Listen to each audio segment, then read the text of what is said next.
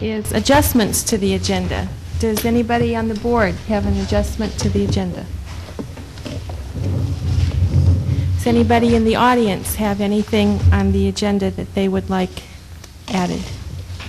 I do want Dr. Goldman?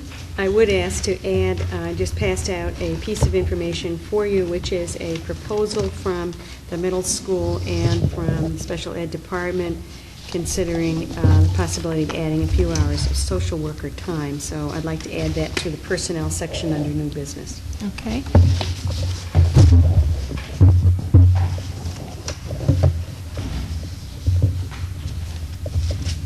Any other?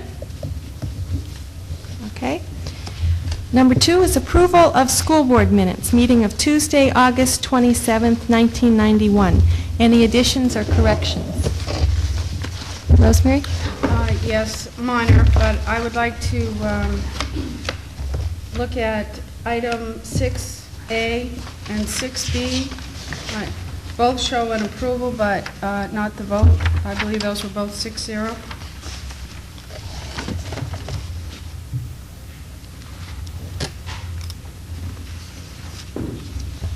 Okay. Any others? Okay, the minutes stand approved. Business managers report. Thank you, Jan. Page 12 of your agenda highlights the revenues in the general program for year-to-date. Through the budget process, we had anticipated $9.203 million. To date, we have received $1,405,000, or 15%. If you will note, under the state revenues property tax relief, we had anticipated to receive $0 for the 91-92 school years. We have, in fact, received $7,207. The other items that's of importance is line 28, the cash balance is off $630 this past June. The audit is complete, and according to the final notice, the $50,004 that was reported as of June 30th is now $47,389. Based on a couple minor entries. One, the significant one was we have 2 people in the maintenance and transportation supervisory staff that have accrued retirement monies that was booked as of June 30th that was not done prior to last month's reportings. Any questions as far as revenues? One more note too, we did receive in September, you'll see it next month, that we did receive the check from CMP for $16,000+ for the energy rebate. The following 2 pages, pages 13 and 14 highlight, 13 and 13A highlight the expenditure report for the same programs, general program. Here again, we have expended $1.5 million, or 17% of the budget.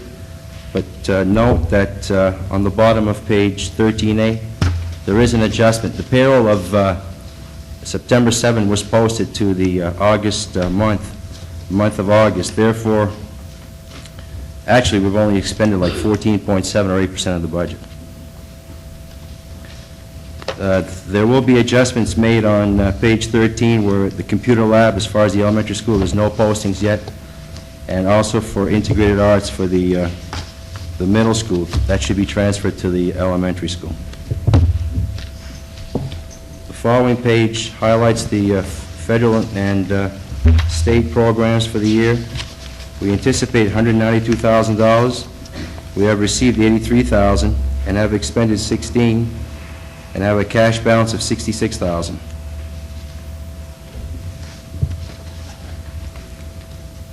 The last page is the enrollment report, and the total, as far as comparing last year at this time to this year, we're up 47 students.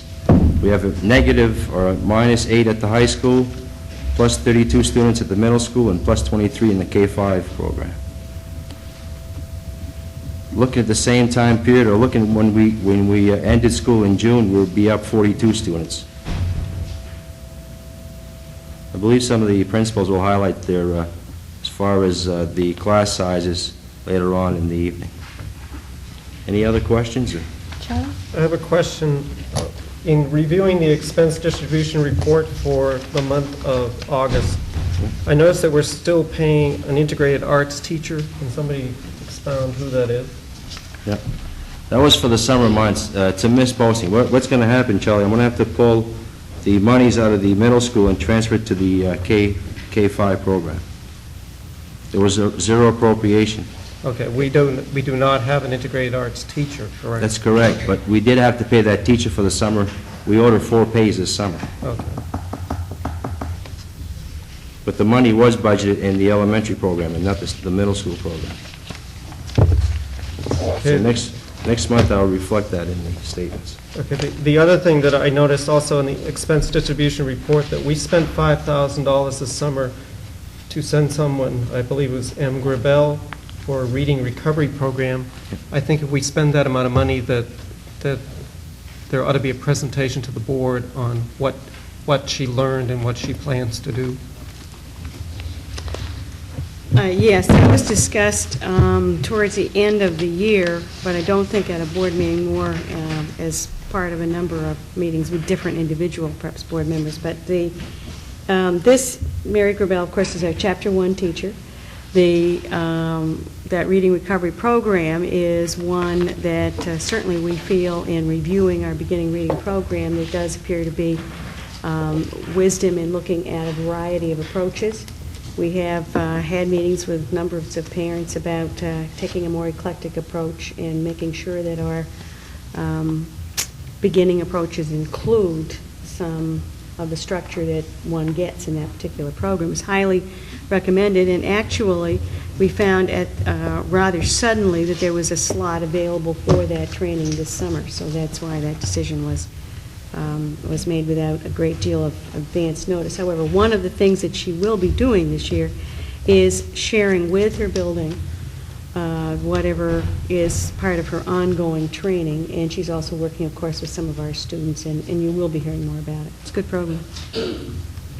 The reason I mentioned it, mainly because of the amount of money we spent, but also because there was some question last year about the reading program. Yes, of course. And I think that this will be a positive piece in building perhaps widening our horizons of how we deal with beginning reading.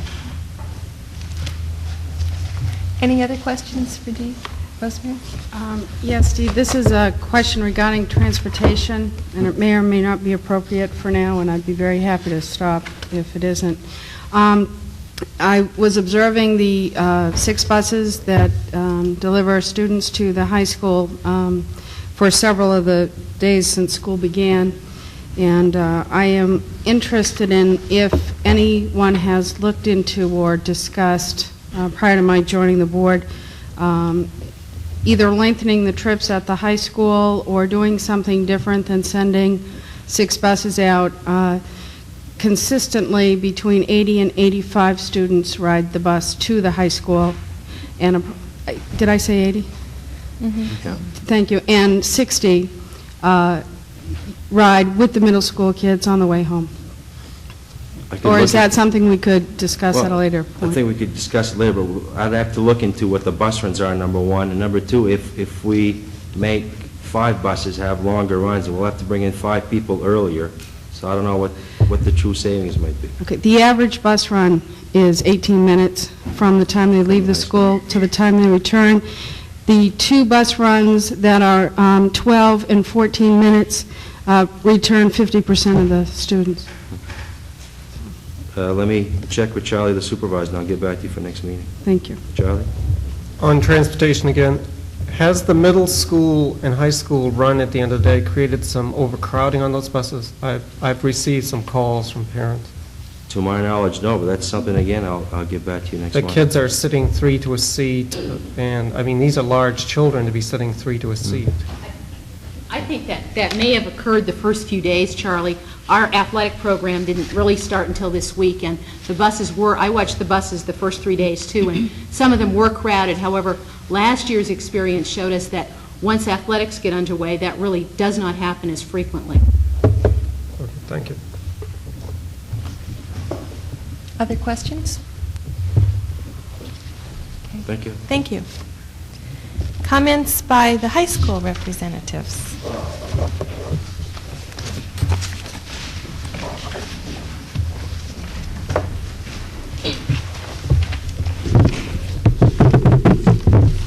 Good evening. Hi. I'm Laurie O'Donnell, and this is Courtney Minden, and we'll be your school board representatives for this coming year.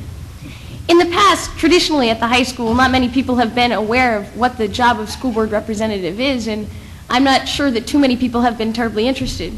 In fact, during our elections, most people don't know what they're voting for when they elect a school board representative. But Courtney and I do believe that there are possibilities, and this year we're very much interested in not simply coming here to tell you what's going on in the high school and to tell you about our activities, although we hope to do that too, but primarily our goal is to advocate the concerns of the students to you and keep the students informed as to what's going on at the school board level whenever we can. So our basic goal for this year will be to act as true representatives and not simply messengers. And as you all know, we started school on Wednesday. The freshmen and new students started off with an orientation and tours of the school led by the SAC members. Athletics have been in training for a few weeks, and they all have gotten to promising starts, and it looks like it's going to be a very good season for all the sports. And basically, we're just all off to a wonderful start. Thank you. Thank you. We're all setting goals at this point, and that sounds like a very good one. Middle school representatives. I don't think they have elected yet, have they? No. They'll be here next month. Are you the one tonight? Oh, okay. Communications. In your packet, I included a communication from Maureen O'Mara, the town planner. And I think it's kind of an intriguing issue. I actually do not know a great deal more than what is in this communication itself. Perhaps some of you have had a chance to talk to somebody more about it. But as I read it myself, I thought this certainly sounds, what it sounds like is an opportunity to watch some people doing our planning for us, or using a case study of Cape Elizabeth as with a good deal, I should put that differently, I think, with a good deal of expert input, because there's a conference that will be going on in the area, and I see that they're planning a trip out to Cape Elizabeth to look around at the town center area, and then as part of this conference to use what their observations are, plus I'm sure some data that our town planner and manager are providing for them, to do kind of a sort of model planning session. And Maureen wanted us to be sure to get an invitation to this. I have not, as I say, not really pinned down exactly what role, if any, we would play, but if you have an interest in going further with this, if you want to participate, be a fly on the wall watching the process, I assume that we are certainly welcome to do that, and I'd be happy to follow up on for you. Rosemary? Yes, Madam Chairman, I would like the board and the public to know that I will be attending that conference, and I have told Ms. Amira that I would be. Right now downstairs, there is a meeting on the topic, and I will be getting a report from that and reporting to the board, and actually be operating as a liaison from that board to the school board in the form of a written report at the next meeting. Great, thank you. And that's my communication. Oh, all right. Superintendent's report. Thank you. We already have called your attention to the opening of school as far as enrollment is concerned, and I included in the packet a little more precise information. You may recall, of course, that in the budget process last year, we did make some reduction in staff, and that at the time, we knew that that was going to impact some of our elementary class sizes. I note that it's particularly at the 3rd and 4th grade level. They do not yet exceed state mandates, but they are either at or slightly above your policy of suggested guidelines for classes at that grade level. I do note, if you look at your enrollment data from last year, you will see that those particular grades were smaller in June, or were smaller when we were putting the budget together. And we had to say that it's one of those things that you hope that those classes won't swell, and when you get 7 or 8 more youngsters, you immediately have a situation that creates that kind of situation. They are not alarming. At least the staff and the administration and I have had some conversation about it. We feel that things are under control. We may have some situations where we need to take a particular look at special needs. It may need some extra support, which is another way of actually supporting the classroom atmosphere for everybody, so the teacher time can be equitably shared. But I'm not coming to you tonight with any recommendation for any change in staffing except for the one that I've added to the agenda, which is for a special need. I will also note that in class sizes, grade 5 is smaller, but you may recall that that also was part of the budget discussion, that we do have a number of special needs at that grade level, and it was a recommendation from administration and staff that those numbers be kept as close as possible to what you see on that sheet.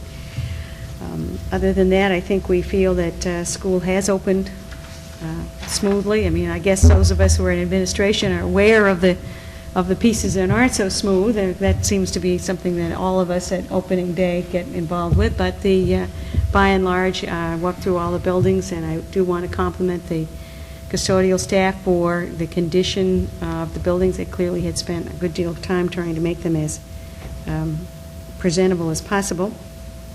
In some cases, I was a little afraid to walk on the floor. They look very shiny, although that doesn't last too long. I also, of course, am delighted to see staff come in. Those of you who were with us on opening day, it is an electric moment. There is a field of energy for teachers coming back, teachers and administration coming into the buildings. At the beginning of school, we always feel very strongly that we want to make this the best year that anybody has ever had. Our vision sometimes exceeds our ability to do that, but we certainly try. I'd be happy to answer any specific questions. A couple of issues have already been mentioned. I have not had any notification of problem with the traffic changes that have been made, the one-way traffic. It seems, from my observation at this point, to be moving all right. So unless anybody has any other information, I don't know of any problem with that. Rosemary? Thank you. Madam Chairman, I would like you to know that I did go to the Town Council meeting. One of my roles is as legislative person, and I do see the Town Council as a legislative body. I will report that they enacted emergency ordinance language, last night to make the one-way and the speed limit enforceable. It was a unanimous vote. And Mr. McGovern's report to the council on background was there were only 6 violations in the time period since school started monitored, and it seems to be very successful. Charlie? Just back to the numbers, we seem to have 47 more students this year, and they seem to be in the elementary grades. This is a question that comes up every year. Do we have any new out-of-district students in that number? In the grade 4 situation, we do not. In grade 3, I think we have 1. We do, in fact, have, of course, a faculty, or actually it's not just faculty, it's employee policy that is I suppose you could call it an employee privilege to enroll the children of employees in the school system. I do not see it impacting those particular grades. On the other hand, it is an issue, as you say, that comes up periodically, and it is one to be aware of. I only made mention because some of these class sizes seem to be approaching the max. So the 2 grades, I think, where we, grade 3, basically, I think it's grade 4, where we have the largest concerns, and I don't believe we have any out-of-district. I did check at some point a couple of weeks ago. I don't think I've checked in the last week, but I didn't see anybody who was out of district in grade 4 because I assumed that would be an issue that we would want to look at. I believe a couple years ago we put a moratorium on especially elementary out of district, and they would be handled by the superintendent on a case-by-case basis. I don't know if that's still in effect. You may not even been aware that we did have a moratorium.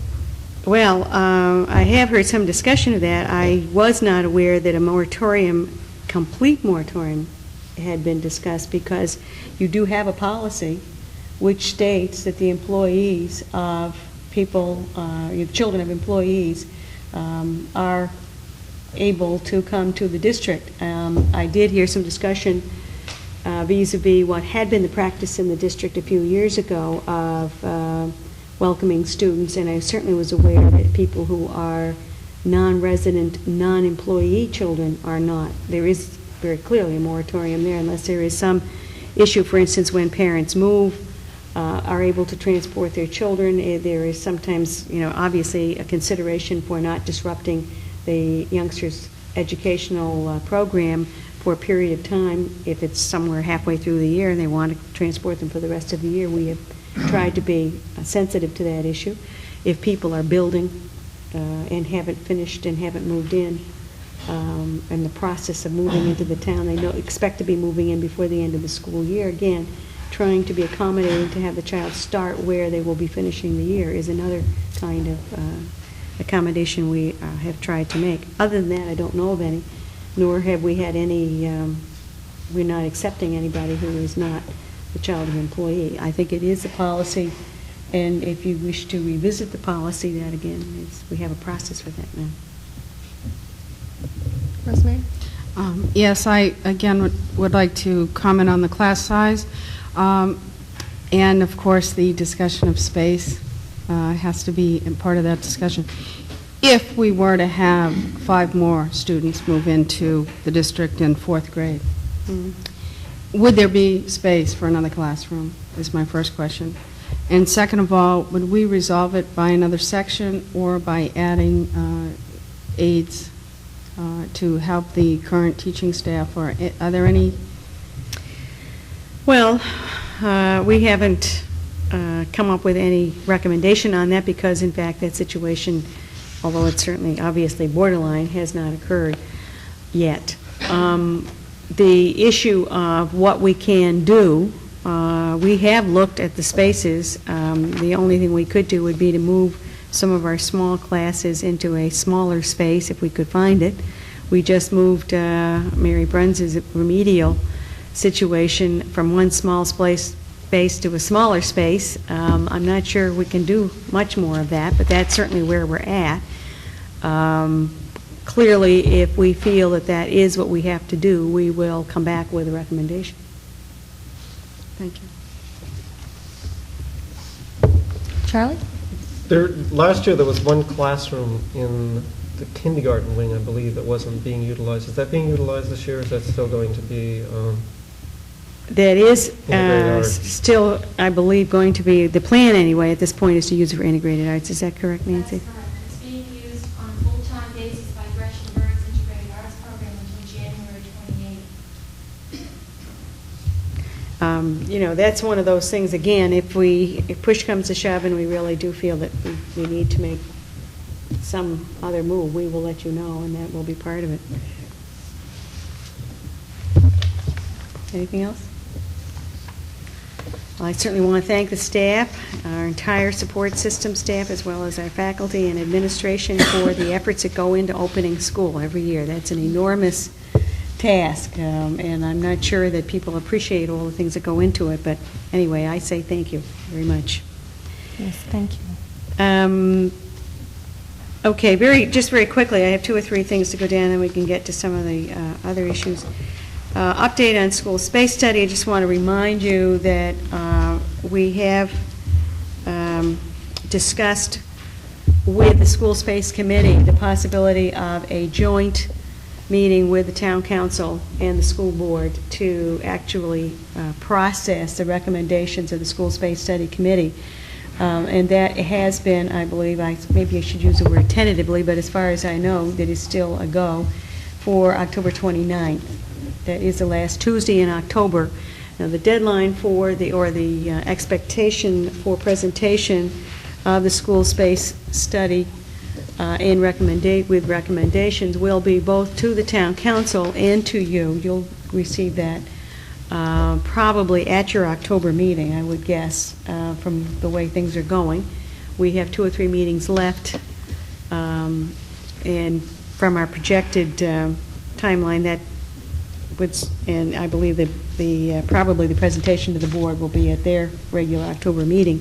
That would give you plenty of time to ask questions, to process that material, to come in, look at various other issues, and then to have both the council and the school committee process that in workshop session.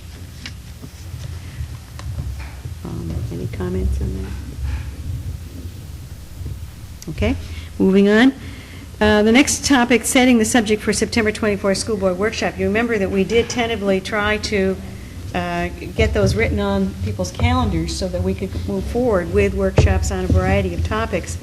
I did include in my August packet for you some suggestions that the administrators had put down. I know through the goal-setting process that it's obvious you have a lot of issues on your mind. I would like to make one suggestion, but I'd also be more than willing to hear whatever you people want to suggest. A number of times in your goals and in other discussions, we've talked about parent participation in schools. What are some of the ways that we are now doing that, and what are the ways in which you perhaps have some suggestions or some questions? What are the issues in forming productive parent-school partnerships? I also would expect by the 24th to have some dates, meeting times, and outline for the community dialogues that we're sponsoring as a Common Core project of a meeting tomorrow, and I fully expect to have that pretty well formed by the end of that meeting, so that we could use the September 24th board meeting to talk about some of the specifics of what those dialogues might be and what you would like to see in them and how we can manage them and so forth. That would be my suggestion, but I'm open to your ideas. Any thoughts? Mark? I'm in favor of that suggestion. I think it encompasses a number of things. First of all, it increases community dialogue with the school board administration, and I think that was one of our primary goals. In addition, it allowed the opportunity for more parents to become involved in the school system early on in the year, and so that they can develop a program with the teachers that they'll be helping early in the school year and be available throughout the year. So I think it really does provide an outstanding opportunity. It also will provide, I think, a chance for parents to become more familiar with the school, spending more time in the school, more open policy of accepting parents into the school system as observers, as teachers, as helpers, and multifaceted roles for parents. So I think now is an ideal time to do it. Other comments? I think it's a good idea. Yeah, okay. Great. So it will be September 24th, where and what time? I forgot where. I don't believe we didn't set up that what we had set as a tentative time. Now, one of the questions we had when we were talking about the calendar for workshops, do you want to set the workshop time at the 7:30 time that you're used to, or do you want to set a workshop as a 7 to 9 kind of thing? I mean, since you haven't been having regular workshops, you may want to take this opportunity to set that kind of time frame that's a little different. Now, I've worked it both ways. It kind of works. The nice thing about the 7 to 9, it's a workshop. You don't have to feel perhaps that you're out as late as you might be at a regular meeting, if that's an issue for you. But I would like some guidance from you as to what you would like to do. Rosemary? I'll give you my opinion. I would prefer that they start at 7:30 for consistency, because some people may not note the difference and assume it starts at 7:30, and a lot can be missed in the first half hour. Other thoughts? Grace? Okay. I think we should limit it to 2 hours. 7:30 to 9:30. That would be maximum time. Okay. 7:30 to 9:30, okay. And can you talk a little bit about the format? Will the workshops be basically the way they've been in the past, or will the public come and expect to be able to speak, or will they just listen, or how will this be set up? Well, I think workshops, of course, are in contrast to a regular meeting. You don't take any action. You may discuss actions that you would like to do, but they are not working meetings. That is, you don't have minutes, you don't have board resolutions. That's one of the main differences between a regular meeting. With this kind of setting, I would never, for the most part, unless it was a budget meeting or something of that sort, this is not a workshop setting. You'd like to be in a more informal setting. So presumably, we'll have that. We have had some of our workshops at the high school, but it might be wise for us to, think about where we can have workshops during the year. Probably ought to have them at each school. Maybe this would be a good one to start at the high school, because we know that we have meeting there, but I need to confirm that with you, and we will do that as to what is the best place to have it. The purpose of a workshop is really to help the board get background information on an issue, and the various ways in which you can get background information. As an administrative group, once we know what it is you're looking for in general, and this is a topic we've sort of talked about a while, so I don't think we don't need 6 months to prepare for it, but we need to prepare some issues, so I think you need to expect to hear from the administrators, maybe not every one, but certainly representative ones, or teachers if that's appropriate. I would expect, for instance, at this kind of a workshop, for us to make a summary for you of ways in which parents are involved with schools right now. Some sense of how people are volunteering in the classroom or helping out with various projects, that kind of thing. I'm sure we'll be in touch with our parent associations, and I would invite them to come in some representative way to have their input. As far as inviting parents as a forum for them to speak up, any meeting you have is an open meeting, so that parents, it's open to the public. Any workshop also is open to the public. And I'm sure that you want to give people a chance to have some input, make some suggestions. But it is, and I think the focus to keep in mind is that it is background information for the board, so that some of the decisions you make along the way about, for instance, we need guidelines for parent participation. One of the things that disappoints people is they present themselves to work in the schools, and yet they're told there's no job for you, or we're not clear about what you can do and what you can't do.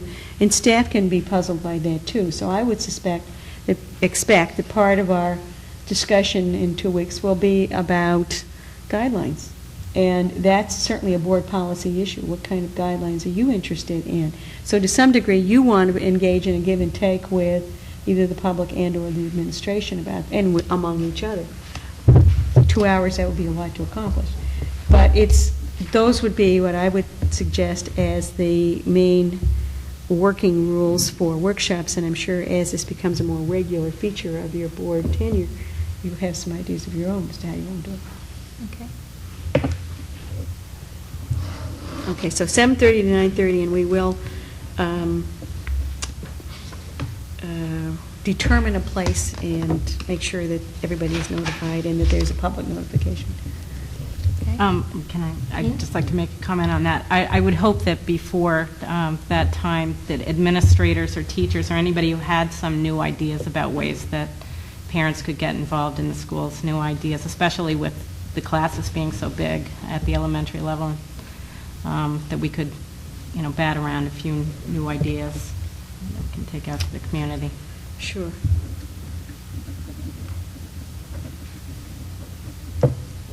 Oh, I'm sorry, Leslie. Madam Chairman, where this is a new year, I just would like to firm up, we are planning to televise all workshops, are we not still? I think so. It is budgeted in the town council's budget. We have no, that's one of the problems that I need to work out is I don't know at the moment whether all the workshop dates we put down were available. I doubt very much that all of them were available to us for use of this room. Obviously, they can be televised at other places and run afterwards, and I think that's an excellent use of community resources. Mark? I think it is a good form of communication. However, I would want to avoid this type of scenario for the workshop. I think a number of people find this format intimidating. Before I became on the board, when I would sit out there, I was very hesitant to ever even think about standing up at the mic, not for any good reason. It just seemed foreboding. And so I would prefer to have it, especially if it's going to be on TV, in a very informal setting, so that people would feel free to comment and not feel that they had to perform for TV or in front of lights. That's a good point. Okay? Yeah. See what we can do. Now, the next item is the athletic director's summary of activities for school year 1990-91. You did receive in your packet a summary from Keith Weatherby, who is here this evening, to call to your attention or answer questions what the highlight of that information was. Really appreciate the summary. For those of you in the audience who haven't seen the summary, or if you're watching on TV, what Coach Weatherby has done for us is to list the number of youngsters involved in our athletic programs, as well as the various pieces of data, such as some of the costs involved, our championship records to some degree. He's pointed out the fact that we have had a number of coaches who have been singled out both in the state and in some cases nationally, and that we have a very high participation in athletics, all of which are cited as certainly positive indicators of the athletic program. I do recognize that athletics is one of those issues that gets pretty controversial. I certainly, having had youngsters go through high school, realize many of the advantages of a good athletic program. I think we heard some comments about that tonight from our high school representatives. I don't want, by highlighting this report tonight, to cast a shadow on our non-athletic activities. Those are also very important, and I happen to know that we have participants in other activities. But everything in its day and due, and this is, tonight we are looking at the athletic reports, and I'm sure that Coach Weatherby would be happy to answer questions. Charlie? Madam Chairman, I really like the way he presented his cost analysis for 1991, breaking it down by students and the cost per student. I've harped about this before, but starting with the 92-93 part of the biennium, all transportation costs not associated with transporting students from home to school and back each day will not be reimbursed. And I think transportation costs for any student activities, whether they be co-curricular or athletic, are going to have to be a part of their budget. Not just the cost of coaches and supplies and officials, I think transportation costs, because they're not going to be reimbursable.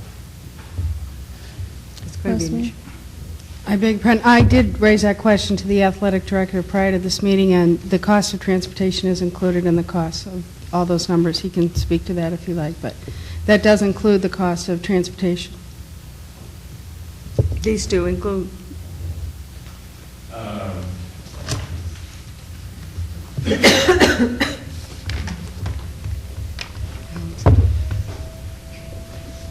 Maybe I misunderstood Rosemary's question. In this year's budget, the 91-92 budget, I stand corrected. I'm sorry. That's right. The transportation cost is included as part of this year's budget. So next year, when I give this report to you, it will include what the transportation is for each of the sports as well. I have yet to have an absolute answer from the state on what we are going to get and what we aren't going to get for reimbursable. I've heard some discussion about that too.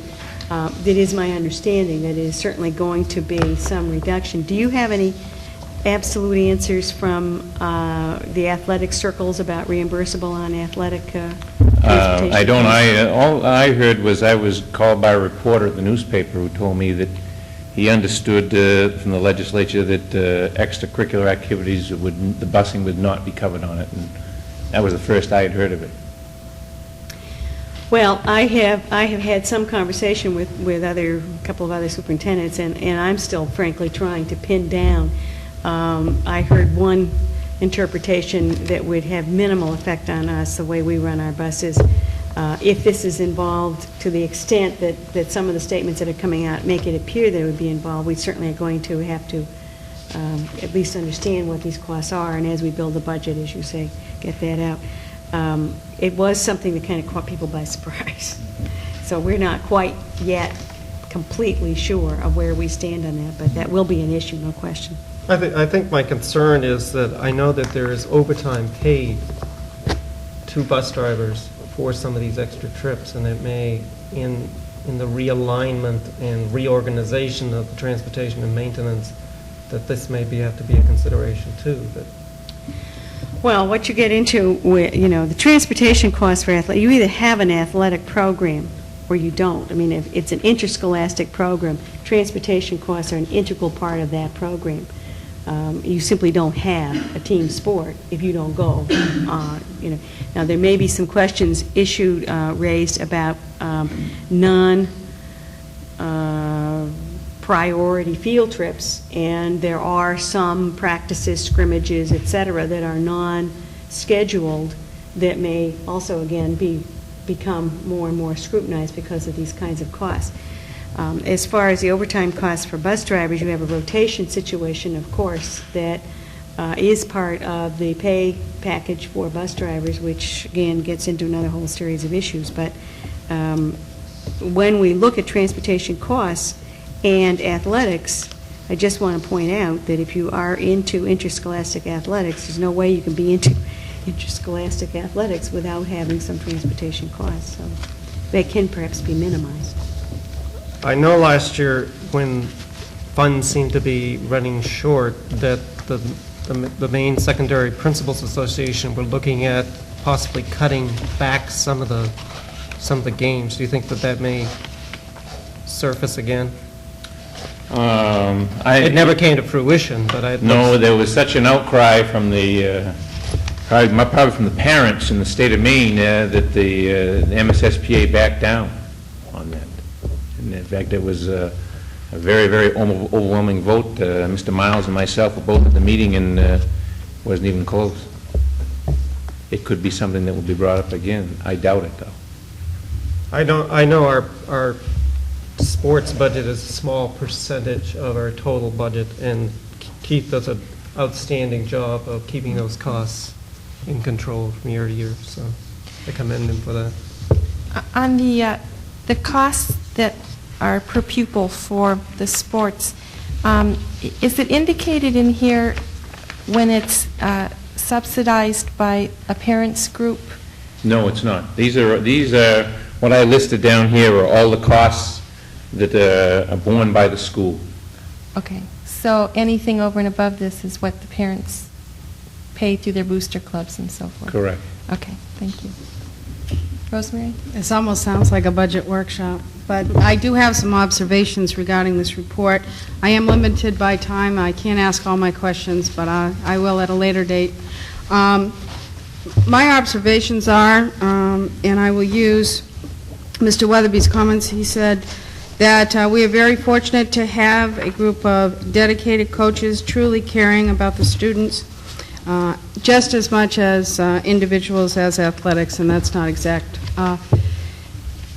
I have run some numbers, and I have figured that we pay our coaches approximately $8 an hour. We really only pay our excellent coaches $8 an hour as an average? That's right. Thank you. And the other thing that I would like to mention, and it's probably not the appropriate time, but I am concerned about the perception of the use of alcohol and drugs by high school students and, of course, those who are normally in the forefront and on camera and in everybody's memory with names, the athletes. And I was just wondering if you have any idea how serious a problem that is in our schools, and if there's anything that we can do or should look at, or... Well, as I mentioned here in the report, it's continues to be our number one priority that I have. I think that we have made some headway. I still think that it's a serious problem, not just for the athletes, but for everybody in the school. I can't give any exact numbers. I did a survey 2 years ago, and I know the kids who answered the survey, over 60% of them admitted to violating our substance abuse policy during the sports season. So it's obviously a problem. So maybe we could make that a topic of a discussion at a later date, maybe a workshop or something. I will make a comment, just because, again, in the legislative role, Buster, the wonder dog is what I call him, the police dog, graduates tomorrow and is trained for dope.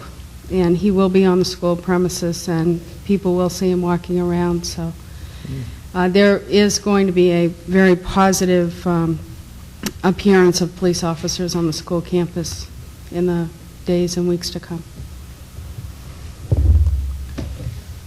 Well, I think that the policies that you passed as a board in your August meeting clearly state a context in which the idea of the vision of a drug-free school setting is absolutely important. It's a high priority to all of you, and I'm sure that you share Rosemary's concerns.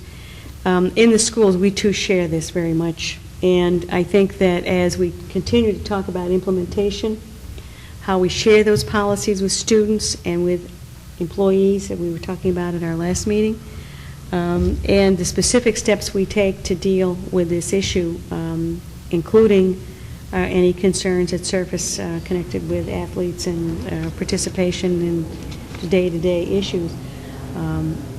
We all need to work together on that. And I believe that you are the community team representative. I understand that Chief Pickering has recently been to a conference where and he has some additional issues to share with us. I think we do need to get a lot of information out to parents. We obviously are, it's a community issue.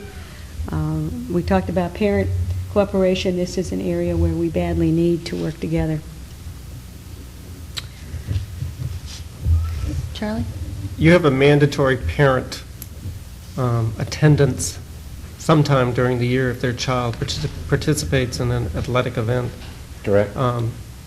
Have you had any resistance to that? None that I know of. But they you've show had up, 100%. so- You've had 100% Yeah. participation. Do you think that is helping, or you just think? Well, it's still, at least I know they go away knowing exactly where I stand and knowing what the rules are and so forth. Whether that has any effect on what they actually do, I don't know. I mean, as I say in here, I think in many cases they nod and they shake their heads and they understand, yes, but they just provide me with lip service, and then they don't do anything about it, which is the real problem. But at least it's making them aware. That's And I right. think that's positive. That's education of some form. Mark?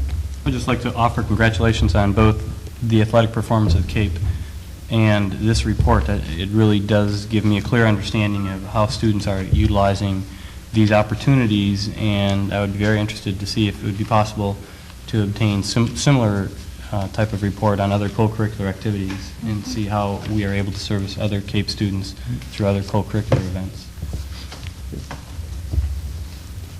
Rosemary? I don't mean to beat this up, but I was just wondering, may I ask a question of the principal regarding the perceived problem with the alcohol and other drugs at the high school, if I may? Please.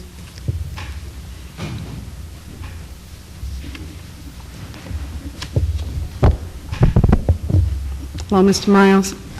Mr. Miles, in the health education curriculum and through other information that the students get and the parents get, do we, as an educational institution, discuss about the emotional, intellectual effects of alcohol and other drugs on students' learning and capabilities? And do we have any sort of discussions with parents about having them really educated or have the students really aware? Or I'm new to the high school and new to the board, and I apologize if this sounds like an ignorant question, but I was just wondering what we currently have in place. Well, I think we try to undertake educational activities in a number of ways. There is a wellness component to the freshman year that's part of the physical education and health program for ninth graders. In addition, each year we hold a 3-day retreat, which the total focus is on our awareness of issues surrounding substance abuse and use. there is a half-year-long course in the junior year, which again explores many of the effects of use of alcohol, narcotics, tobacco, and other ramifications of that use on individuals as well as families. The parents groups in the school over the last 3 years that I'm aware of since I've been here have been very active in holding educational activities for parents on substance use and abuse, both individually, the Parents Forum, as well as in cooperation with the community team, many of whose members have been recruited from parents who are concerned about student use, whether they're athletes or not. And I think that there has been a concerted attempt on the part of all of these groups to really publicize the issue, and I think we've done a reasonable job of that. Last year, for example, the community team sponsored a particular set of meetings on the prom and on our concerns about alcohol use surrounding the prom. So I think there has been an attempt to get a lot of information out. I think many parents have responded very positively. I do think that there is a division of opinion in the community about the seriousness of adolescent use of alcohol. And I have no idea what numbers one would attach to that division. I just have heard many discussions of parents who disagree with each other quite publicly about whether or not it's appropriate or inappropriate for parents to support their students in different ways. And I think Mr. Weatherby and I have both been in attendance at these discussions, and I think we've gotten a lot of support from parents. I think that there are parents whose support we do not yet have that we would like. Beyond that, I really can't get very specific, and so it's very much a matter of personal opinion. And my judgments and my observations may not be as accurate as I think. But I think we've made a lot of progress. I think we have more to make. I think we have. I think we are concerned about the fact that there is a difference in opinion between adults and I think some adolescents on the appropriateness of certain social norms.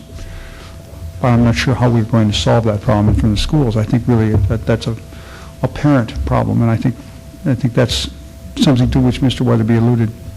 I would like to clarify for you and for the athletic director and the students in the audience, both at home and here.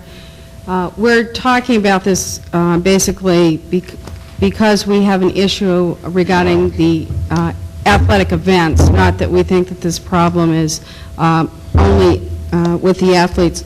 Also, I'd like to let you know that in the 9th grade, 80% of the students participate in sports. In the 10th grade, 84%, and in the 11th grade, 82%. So we are dealing with a large part of the population when we're talking about our athletic program overall. I just wanted to make that clear. I'm not picking on athletes or the athletic program. Thank you. Mark? I'd just like to make one comment about the recently passed protocols or policies concerning chemical, alcohol, and tobacco abuse in the high school. They offer a broad leeway to administrators and teachers in terms of how to address the program, but I think the board has made clear in no uncertain terms that they take this issue very seriously. And I think that it may be time where the administrators in the school system is going to have to make hard decisions about our role and our acceptance of substance abuse within the schools. And my understanding within the board is that the board is very willing and ready to support those decisions, even though they may be found to be difficult at times. I think I have somewhat of a public record about this issue, that I've canceled dances and incurred, I think, the sustained inquiry, shall we say, of a large number of parents on that issue and students. And I think the dances have changed, and I think we have made a point, and we will make it again. I think Mr. Weatherby and I have both enforced the policies. One of the problems is we simply are not, we have no means of policing this policy outside of school.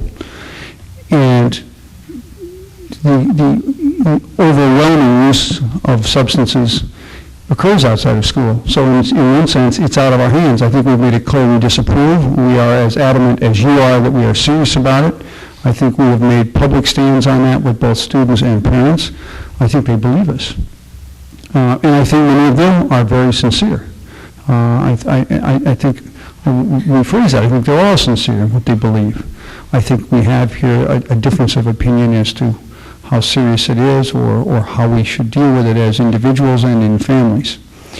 And I think that we have to be firm and clear as school officials, and I think we are, but I also think that a major part of this problem lies with the family and not with the schools. And although we will not tolerate it, if they do, and it takes place outside of the school purview, there's very little we can do about it, other than to say what we believe. Thank you.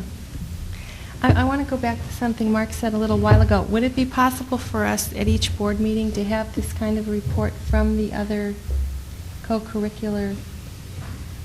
Well, interestingly enough, we don't have a non-athletic director. I mean, one of the things when you're dealing with athletics is that the principal. You have an athletic director who is responsible for scheduling and so on. So basically, the principals are the ones who would have to do this, and in turn, it would probably take a little longer because there are other aspects. Maybe you have it already. I don't know. Do you have No, I don't have it already, but we will try to get you some information. Okay. I'm not sure whether it'll be the next board meeting, but we will work on that and try to provide you some indication of how many students participate in different activities. And I think we can work out a cost analysis in the same way. Okay, that'd be wonderful. Thank you. Okay. Okay, thank you. And the next report is from Sue Weatherby, our Community Services Director, a summary of summer recreation programs. And that's a blue sheet that you have just received as a sort of summary. And I think Sue is going to be explaining that. You already, of course, are very aware of the enormous variety of our summer programs, which are also growing. So this will give you a bird's eye overview. We had an outstanding summer. When the sun shines 28 out of the 29 days that you're in operation, you know someone is watching over you. We worked very hard on the structure of the summer program for about 3 years, and I think we finally have it where we want it. We did make some minor changes this year based on some staff feedback and parent evaluations from last year, as well as suggestions from our advisory commission. And we made a conscientious effort to improve the organization of the first day of the program, as well as every Monday morning, particularly for those first and second graders coming to our program for the first time. Prior to attendance this year, all first and second graders received a letter indicating to them who their counselor would be and what color code that counselor would have. In addition to that, we placed an administrator on the hill, and as the children got dropped off and got off the buses, the children were redirected to their counselors by this administrator. So this really cut down on the chaos and the confusion for the younger kids. Program organization is imperative, but we all know that the real success of any program depends upon your staff, and I really feel that this summer's staff was second to none. For the first time, we had a real good balance of males and females on staff. In the past, we've had many more females working for us, but this year, we had many more males. We had a good balance between adults and college students and a number of high school assistants. We had excellent leadership from our day camp director, Janet Hoskin, and from our preschool director, Peggy Fogg. The entire staff, however, needs to be commended for their commitment to the campers and their never-ceasing enthusiasm for the program. I have included in the summer program data report some statistics going from 1989 through 1991, and we feel fortunate that in certainly a recession year that our enrollments remained fairly constant. Each of the age divisions did reach maximum enrollment a number of the weeks during the summer. We found that we not necessarily had as many different children enrolled, but we found that the kids that came stayed throughout the entire program, and that was a good indication that they were having a good time. Our capability camps operated at a 92% success rate, with 23 out of the 25 offerings having sufficient enrollment. North American Soccer Camp expanded to 3 sessions this year. We accommodated a total of 179 participants, and this is now their 3rd largest camp nationally. We instituted a preschool program in the morning, and we had 29 4- and 5-year-olds playing soccer. We had 118 in the 6 through 12-year-old program, and then we also expanded to an evening program for 7th to 10th graders, and we had 32 enrolled in that program. And at this time, I would really like to extend a special thanks to the families that hosted coaches for that entire week. We instituted a tutorial program this year, and in both math and language arts. It was available for 2nd through 6th grade students, and that program served 37 different children. We're hoping to expand on that next summer. I think now that parents know that this is available, that their child had a good experience this year, that there'll be more of a need for those kinds of services in the future.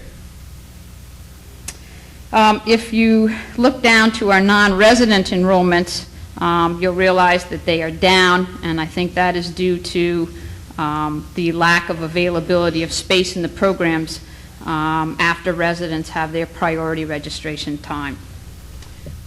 We had a total of 176 staff this year. As you can see, 72 of them were adults. We had 29 junior counselors and CITs. The CITs were basically students going into the 9th and to the 10th grade, junior counselors 10th, 11th, and 12th graders, and then the adults are college students and adults. We had a pool staff of 20, and we had 55 different staff in our capability camps. Going on to the financial report, you'll notice that we had budgeted for $109,000 in revenues. Our actual revenues were $124,000. Our expenditures budgeted were $137,000, and I anticipate them being about $135,000.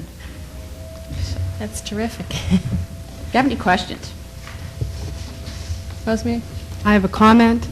This is an outstanding report, an outstanding program, and just share with you some of the comments that I have. Athletics and winning in championships is a tradition that starts even in 5th and 6th graders and 7th graders, and the girls and boys all-stars went quite far in the state championship, and you were very flexible with that, and parent after parent commented on how much they appreciated that. I thought I would say it publicly. Thank you. Thank you. Just to clarify what Rosemary is saying, the girls softball team continued to play, which meant that many of these girls who were enrolled in the soccer camp would not be able to participate. And after meeting with the North American coaches, they agreed to set up a special clinic for those girls in the morning.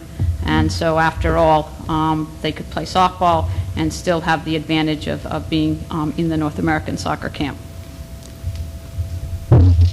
Other comments? Ann? I'd just like to comment that you ran an excellent program, and I heard from more parents who felt comfortable leaving their little kids up at the school. You really organized it well, especially on that first day and the Mondays. The kids all looked happy, and parents were happy too. We were really pleased with the changes we made, and I have to give credit to our advisory commission.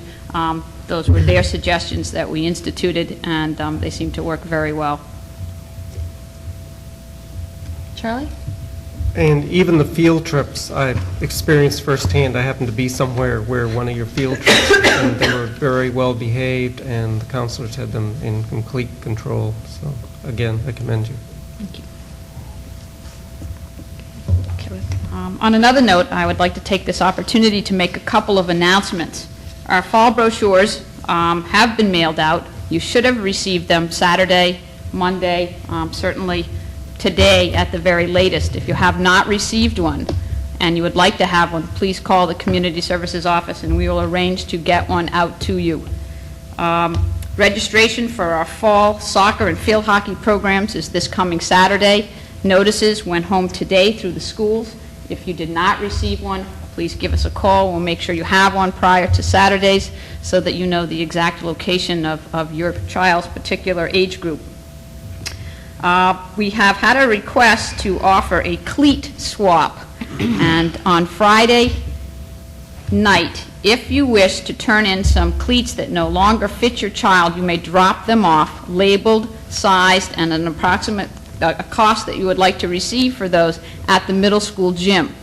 On Saturday morning, you may go in, find cleats for your child if they're in need of a new pair, and then go back later Saturday afternoon to collect the money should the cleats you had left there for sale been sold. If you have any questions, Keith French is in charge of this, and if you call the Community Services Office, I'd be happy to put you in touch with him.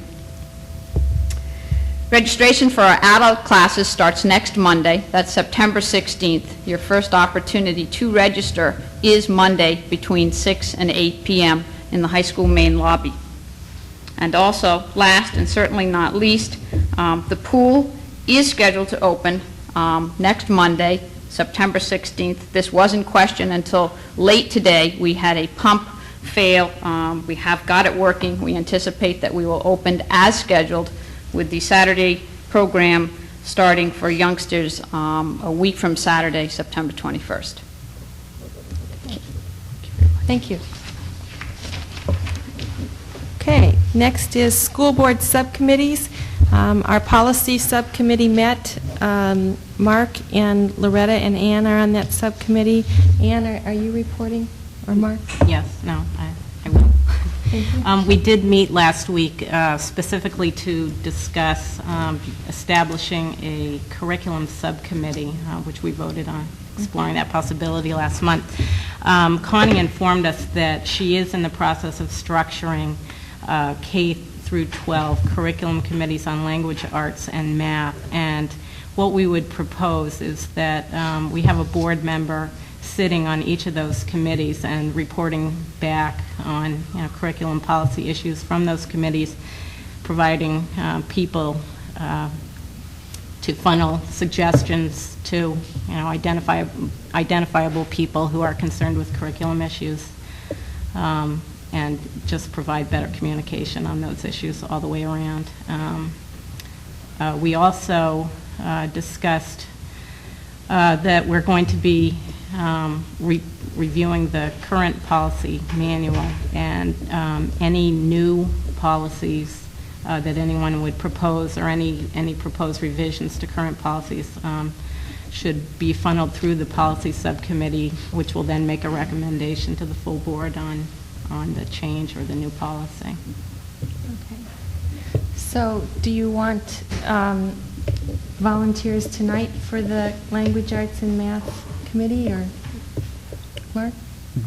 We could do that tonight. Just one other comment about that. One of the way that we would incorporate that is to rename that committee as the policy curriculum committee.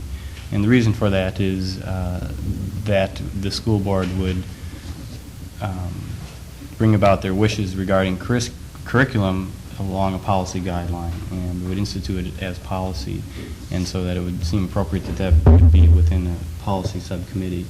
So that was a suggestion that Dr. Goldman had made, which we found to be a reasonable idea. And in terms of people willing to represent the school board on those two committees, it would certainly be open to whoever would be interested. Ann had mentioned that she would be interested on language arts committee, and I would be interested in the mathematics K to 12 curriculum committee. Any other people that are interested in those committees? Okay. Well, you're it. Okay. Thank you.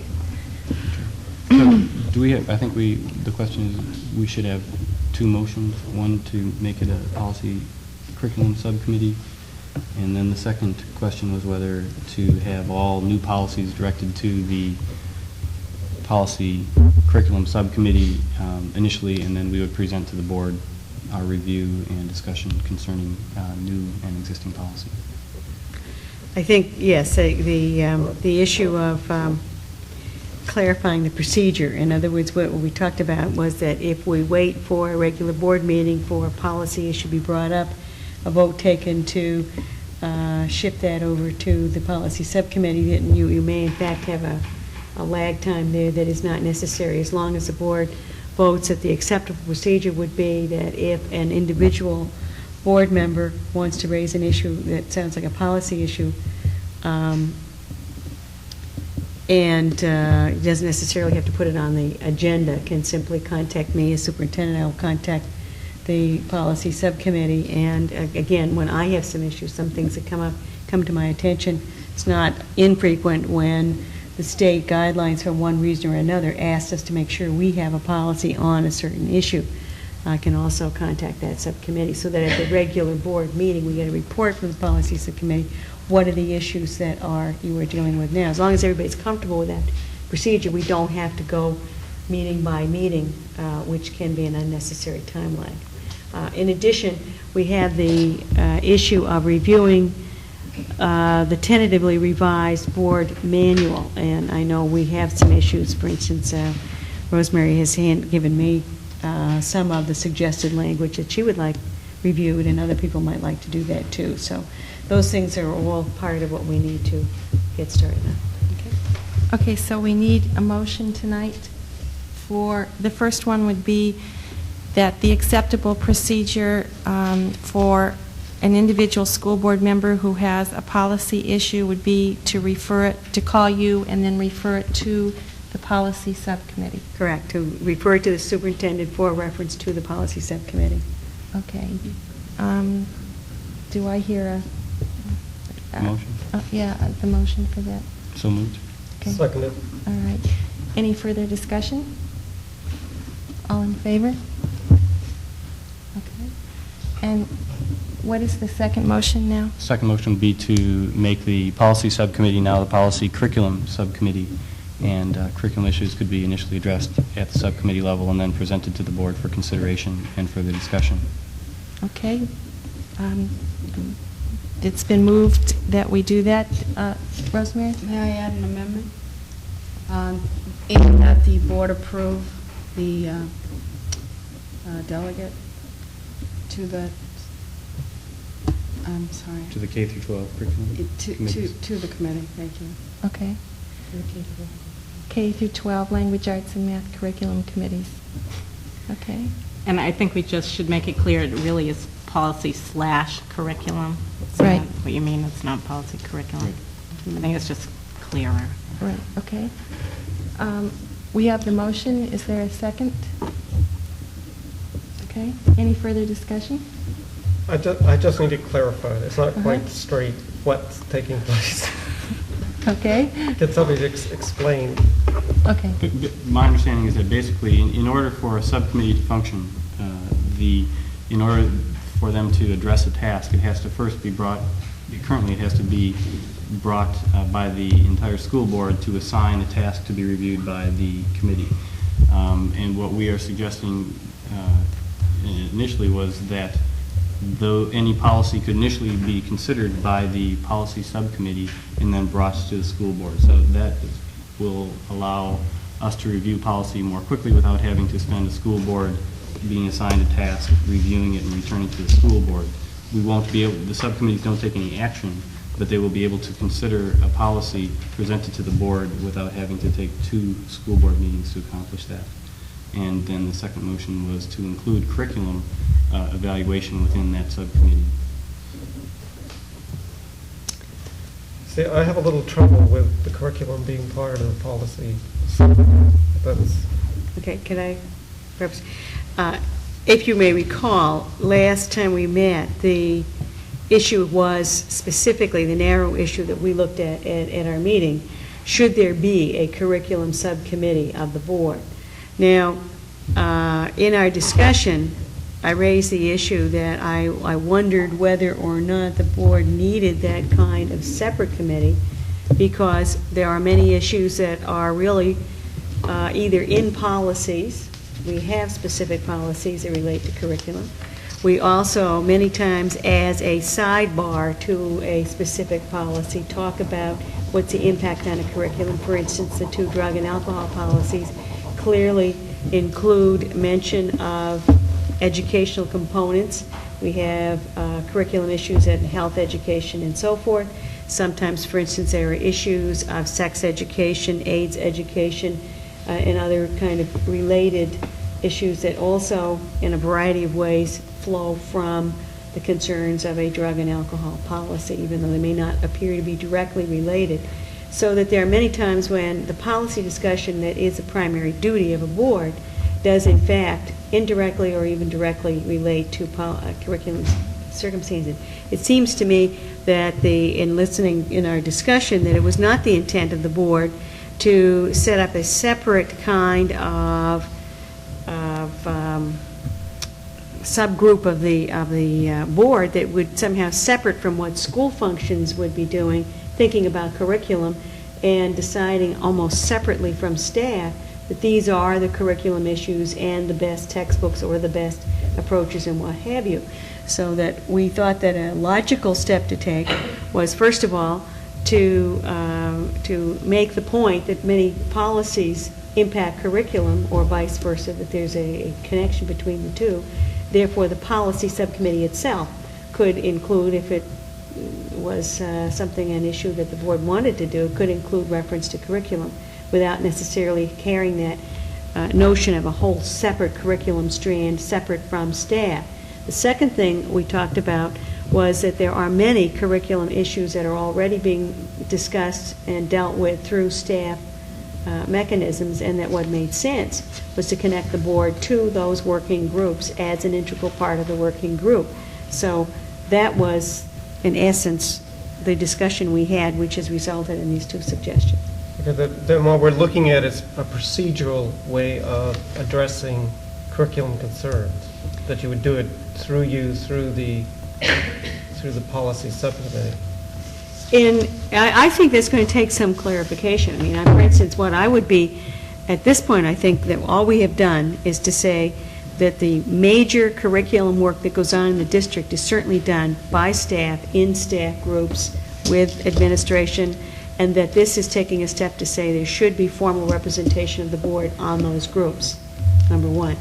Number two, I think we're trying to make the point that we don't want to separate a board function of curriculum from policy-level discussions, that policy and curriculum are intertwined. I can't tell you right now, I mean, again, I don't think our conversation was lengthy enough to work out exactly how that would be, and I think that we all have some concerns that we not, create another layer of bureaucracy over here somewhere, or redundancy to what the staff is actually doing. And I'm satisfied from our conversations that that was not the intent of the discussion, and we probably do need to put this in writing in some way that clarifies what that relationship would be. But I think as we've discussed it right now tonight, is simply making the point that curriculum and policy are not separate issues, not totally separate issues anymore. Old habits are hard to break away from, so change is hard to break away from. I have a hard time of the board as a whole taking on an issue, whether it be curriculum or policy. I guess it's just procedural. I guess it's just not clear as far as the format. Still is not clear to me, but that's just me. Do you have a thought as to how you would? It's like this all came out of essentially one meeting, and you really haven't formalized any kind of procedural. So it's not clear what the board's role is. Yes, I think that's the whole thing. It's not the board as a whole in this whole process. Well, we can go back to the drawing board. If you would give us some direction, it would be helpful. For instance, could you help us understand what is not clear? Or, I mean, what are the areas that you would like us to clarify? I think the process, if we as a board, either individually or board as a whole, does the process take place at a board meeting, or is it now circumvented by an individual procedure of going through the superintendent and then the policy subcommittee. I think that's where I'm not clear, where the board as a whole's role in curriculum policy and the new procedure. Mark? There is no action that has taken place at the subcommittee level or by school board members individually. The sole function of that subcommittee would be to present things to the board for consideration. And so there would be no policy instituted by superintendent and subcommittee. If there was a consideration of a policy, we would review that, make suggestions or amendments, and then present it to the board for definitive consideration and action. So in other words, if we had calls from parents that said, this is a curriculum issue that we're really concerned about, we would call somebody on this policy/curriculum subcommittee and say, these are the concerns, and you would do research about the issue and bring it back to us maybe at a board meeting? Is that? I think that most of those would not go into policy changes, and that most of those would still be, as they are now, referred to administration through the teacher, administration, and superintendent. And if there was a significant enough issue that a board member felt there needed to be policy designed to address the issue, then I think that would probably happen. But I think that would be an uncommon occurrence. Okay, so we're talking about a different level than maybe we've talked about on this board before. We're talking about actual policy setting in dealing with curriculum as opposed to discussions about curriculum. Is that right? Well, I think that's what has to evolve here. I think that, for instance, the review of the policy manual itself is an exercise that this entire board has not yet gone through. I know that some of you have been on the board for a while, have certainly looked at individual policies and discussed them and so forth. What we are looking for is how to establish a clear process, as you're saying. Where do you get involved? For instance, I mean, there's a continuum here. Much of what goes by the name of curriculum is actually delegated to staff. But what I think I heard the concerns, and I heard them at the subcommittee meeting, I heard them raised at the board meeting 2 weeks ago and so on, is what is the board's connection to what staff are doing? You don't want to micromanage, nor do you want to be so separate from what's going on that you have no idea. So we need to work that out. So I do think, if I might make a suggestion, because I think that I hear some of these concerns, the policy subcommittee can go back and actually, remember, I think it was during orientation, I talked about the possible need to write up a policy on policy subcommittees. I think it would be a good idea to go back to that, because I think that is an issue that we have not yet put in writing. We do have some sample policies that give you some idea about that, but I think that might be where we could clarify this, so that if we simply stand with the approval of the board on the our need to, that in general, that process is acceptable to you, but you want to see it written out as a policy in itself, then we can go back and do that and come back with that, and perhaps that's a clarification. I think that's my concern. It's something in black and white, and that I can don't see that. So we moved in second, and do we have to carry through with the vote, or do we just table it? Well, you had one vote. The second vote. I know, but we made the motion in the second for the policy/curriculum subcommittee, and this was our further discussion. Okay. Whoever made the motion can withdraw it, if they wish. Mark, do you want to withdraw it? Or? No, I don't. Okay. Okay, so we'll vote on it. Okay. All in favor of following through the way it is? Okay. Opposed? Okay. So if you could come back next month with a policy for the policy. Thank you. Okay. Unfinished business, continued review of board's goals for 1991-1992. We'll have a discussion of these tonight, but not vote on them at this meeting, because I think we need to have a month to think about the goals, and there are a number of them. Some of them are fairly complicated, and there's some discussion that needs to go on about goals. We as a board have not sat down before and made goals specifically for our board. We've done it in conjunction with administrators and at a workshop.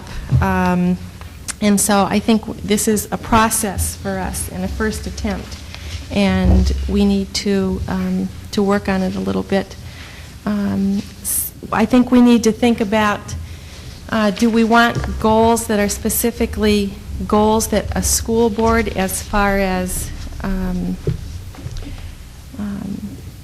policy, can put into effect, or are we talking more about goals for a school system?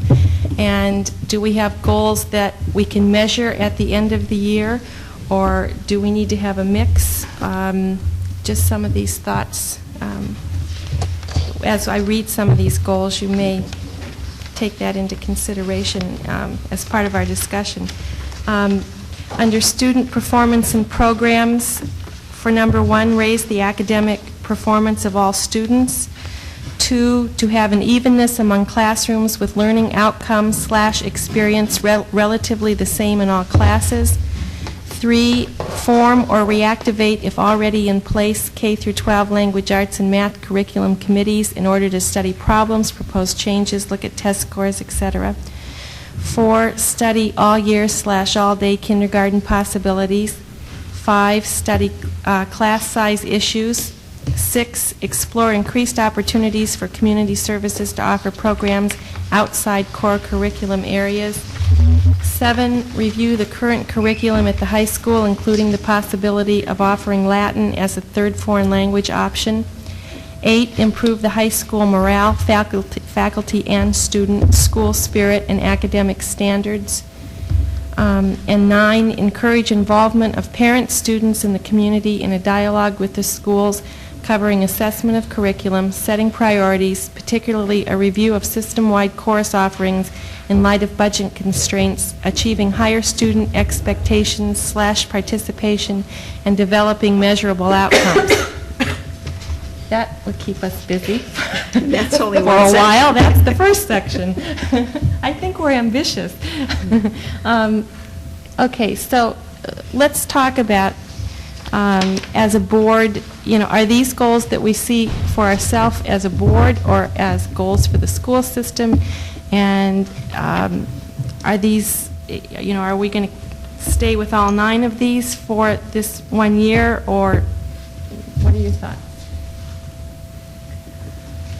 Rosemary? I thought that goal number 1 should be something that should be started immediately, but realize that that should never stop. And that's raise the academic performance of all students. Yes. Okay. Other thoughts about that?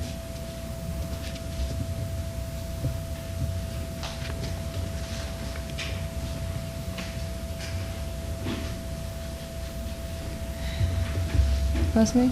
If there are no other comments on number 1, I had a comment on number 2. I thought that that was something that the school administration and the superintendent would have a very good handle on, and just make reports to the school board regarding it.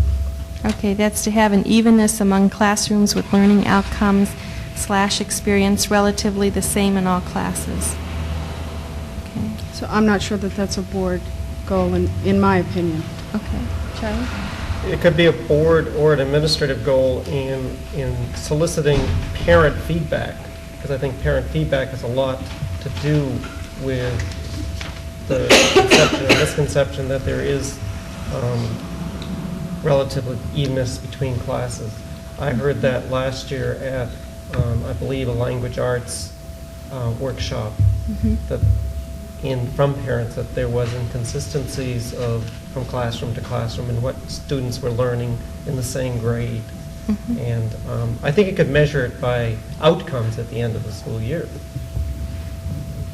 Also, Charlie, under the budget, central office management, and board task issues, there is Number 7 is develop an evaluation instrument for parents and teachers to provide input on teachers, programs, and administrators. So a lot of these overlap. 3 is, oh, I'm sorry. And I think that could be a goal that we could achieve this year, at assessing that And getting the feedback. and getting the feedback.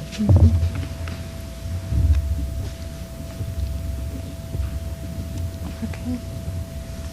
Number 3 basically is already, we just talked about that, the K through 12 language arts and math curriculum committees.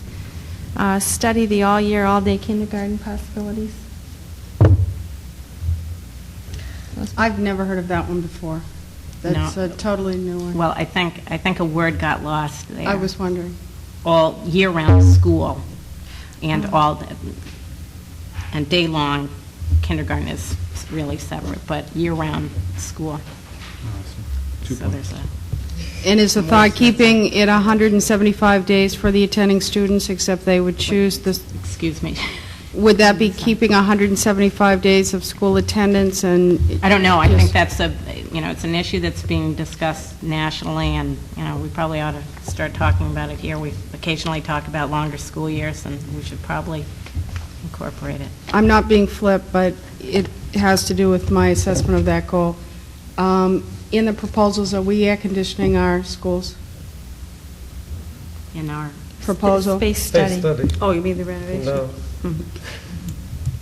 Well, it's a real good It's a point. possibility, but I would it's certainly not hate to right. ask anybody to conduct school on the second floor of the connector link Without air conditioning, It's even something if the that windows goes- worked. That and the possibility of an all-day kindergarten, both, are just little things that complicate the mix on that study. It seems that some of these are topics for discussion. I'm not sure that they're actual goals. Mark? One of the things as I was reviewing this is it seems to me that this would be an appropriate document to use to lead a discussion at one of the workshops. And I don't think that we are going to be able to tackle this at this school board meeting in terms of defining these goals. What I personally would be more interested in doing is briefly reviewing the school implement plan status report for 1991 and accepting it or rejecting it, and then reviewing this hopefully at a workshop. Having a whole workshop to look at the goals, in other words. Yes. Is that what you mean? One of the things that has become clear to me is that in addition to the expansion of the board, we also are looking, perhaps because of the expansion of the board from 5 to 7 members, we are looking at some processes that have not been in place, and I would guess that this is one of them. Although some of you worked on the original school improvement plan, I know that, and I'm sure that there have been, I know that there have been administrative discussions of nearby school goals, and I have found in the record some goals that administration and board have shared. They have tended to be subsets of the school improvement list that I gave you last week.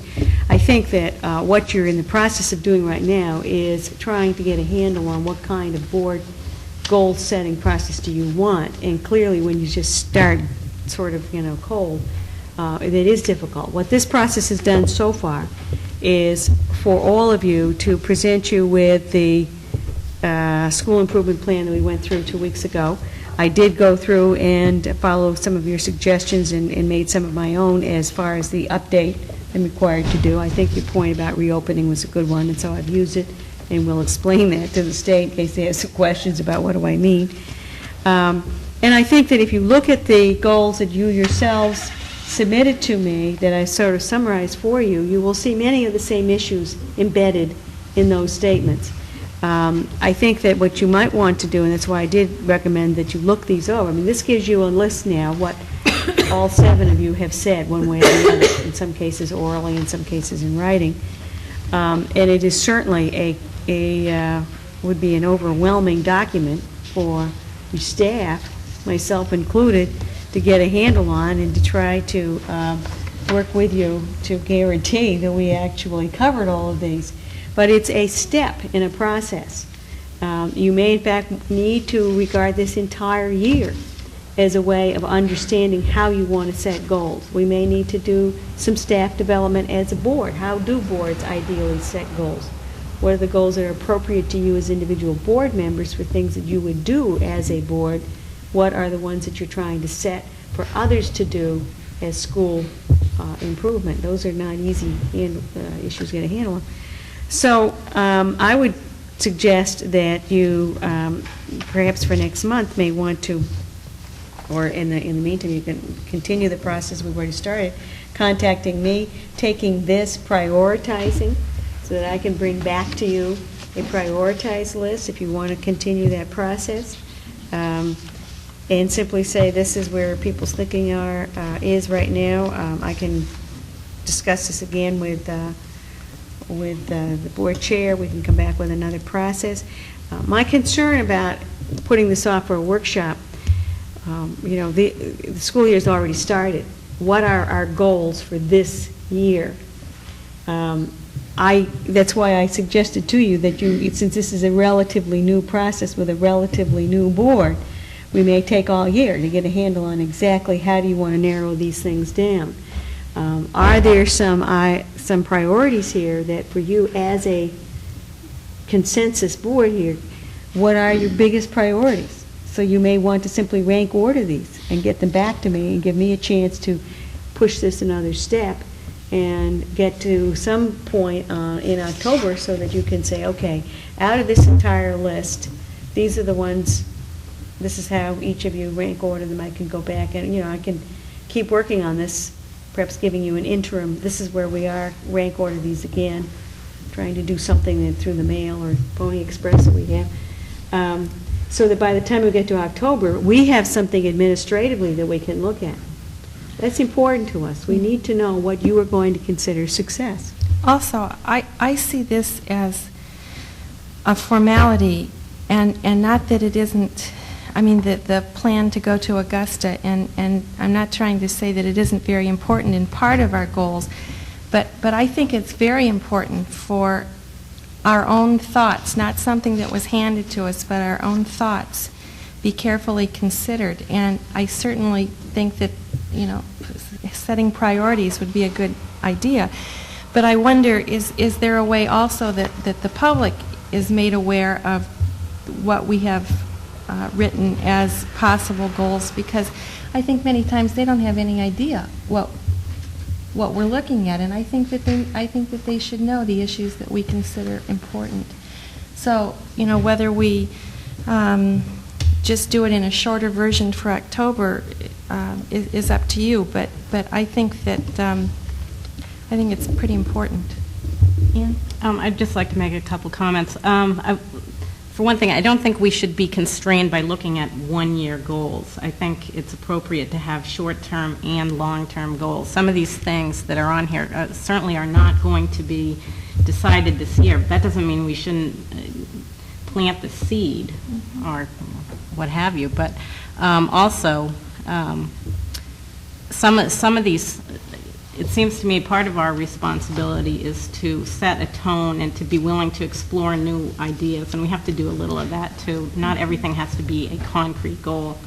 Sometimes, I think we need to do things like study all year school and things like that, but I don't know quite what the right format is or how it fits into the goals, but somehow we have to keep thinking ahead and not just always focus on the issues that are confronting us right now. Mm-hmm.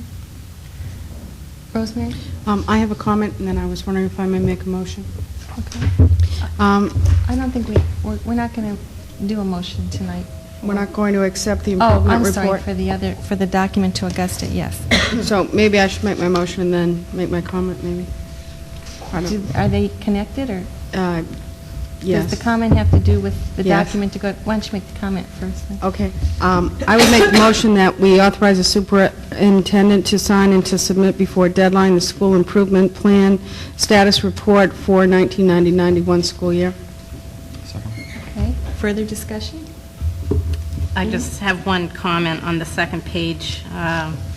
Goal number 23 is address issue of smaller class size.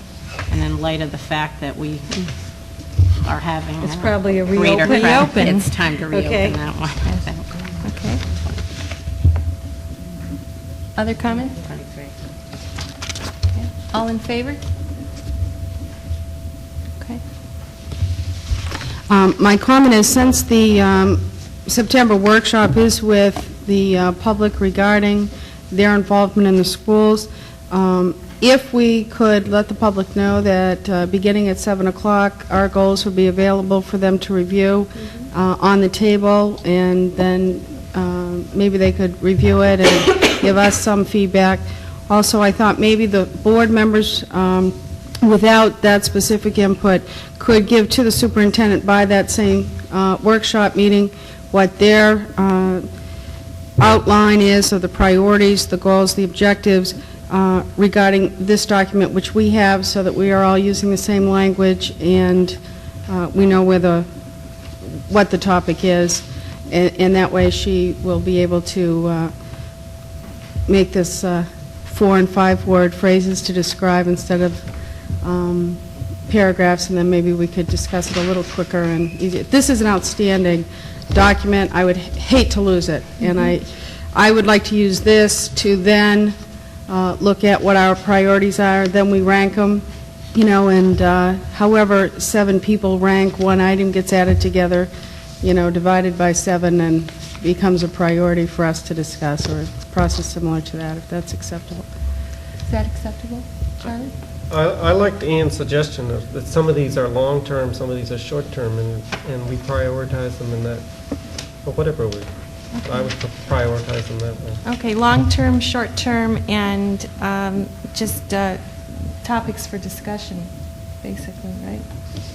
Yeah, I mean, some of these are definitely good topics for workshops, or may be incorporated in some way in some workshops we're already going to have. I can see some of these being included in the Common Core discussions.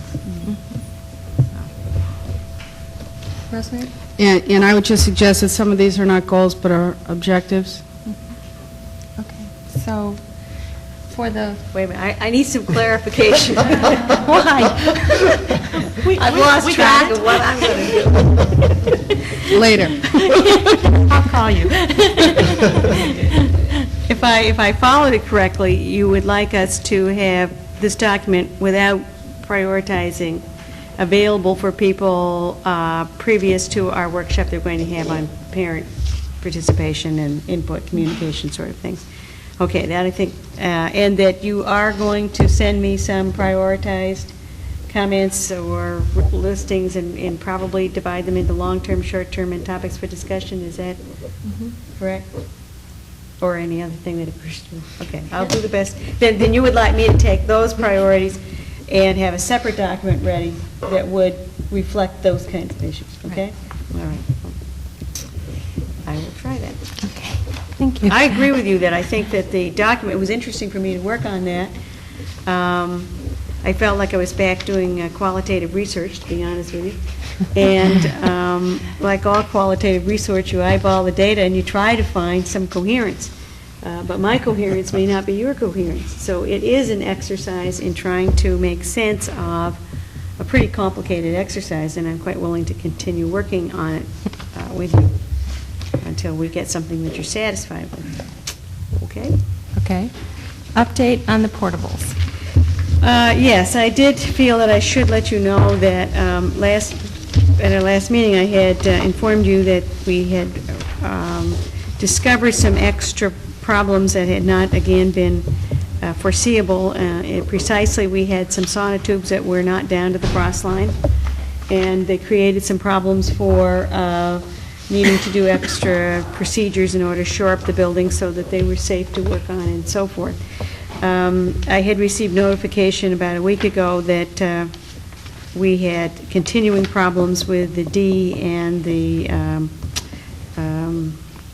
media center, middle school media center portable. We had hoped that we had taken care of the problem. We dealt with the Pond Cove portable. What I have found out in between is that these are manageable problems, that we do not need to empty the buildings, we do not need to reassign students. They have a procedure that is making it perfectly safe for us to use the buildings. It may, in fact, however, add to our costs. I have not been notified exactly what the implications may be. I do not think, from what I've heard so far, that it's going to be anything significant, but I did feel I needed to let you know that that was an additional problem, and other than that, work is going on satisfactorily. I was over there the other day to see how noisy it was. It was not particularly noisy when I happened to be there. I haven't heard of any particular glitches as far as using it, working around this situation. So we anticipate being able to finish, within the time frame that we originally set out, the end of October. That's basically all I have to say on that. Comments? Charlie?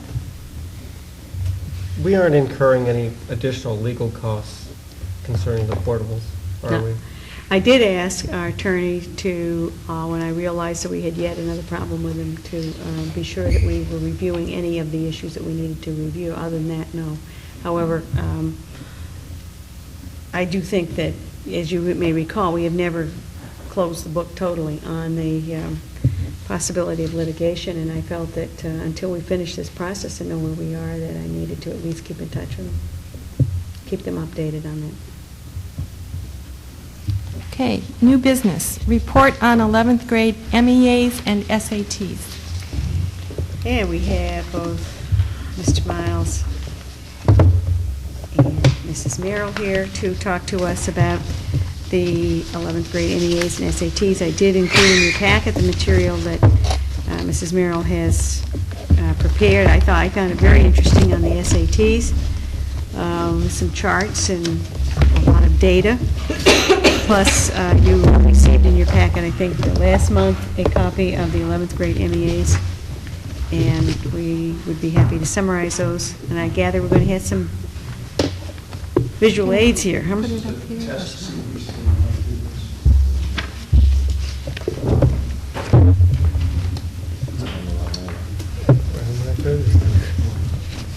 Oh, it's going to be behind. Oh, for heaven's sake. That's not the rubbish spot. Whoops. I don't think you have to move. I think it's up to I don't want to feel like the rabbit here doing hand puppets.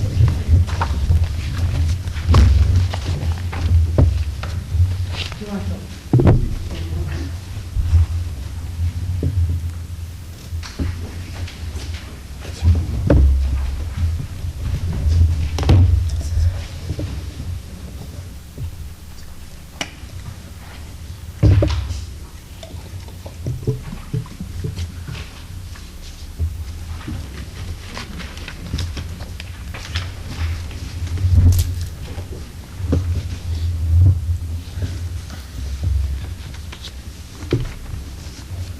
I don't know, is that visible on camera?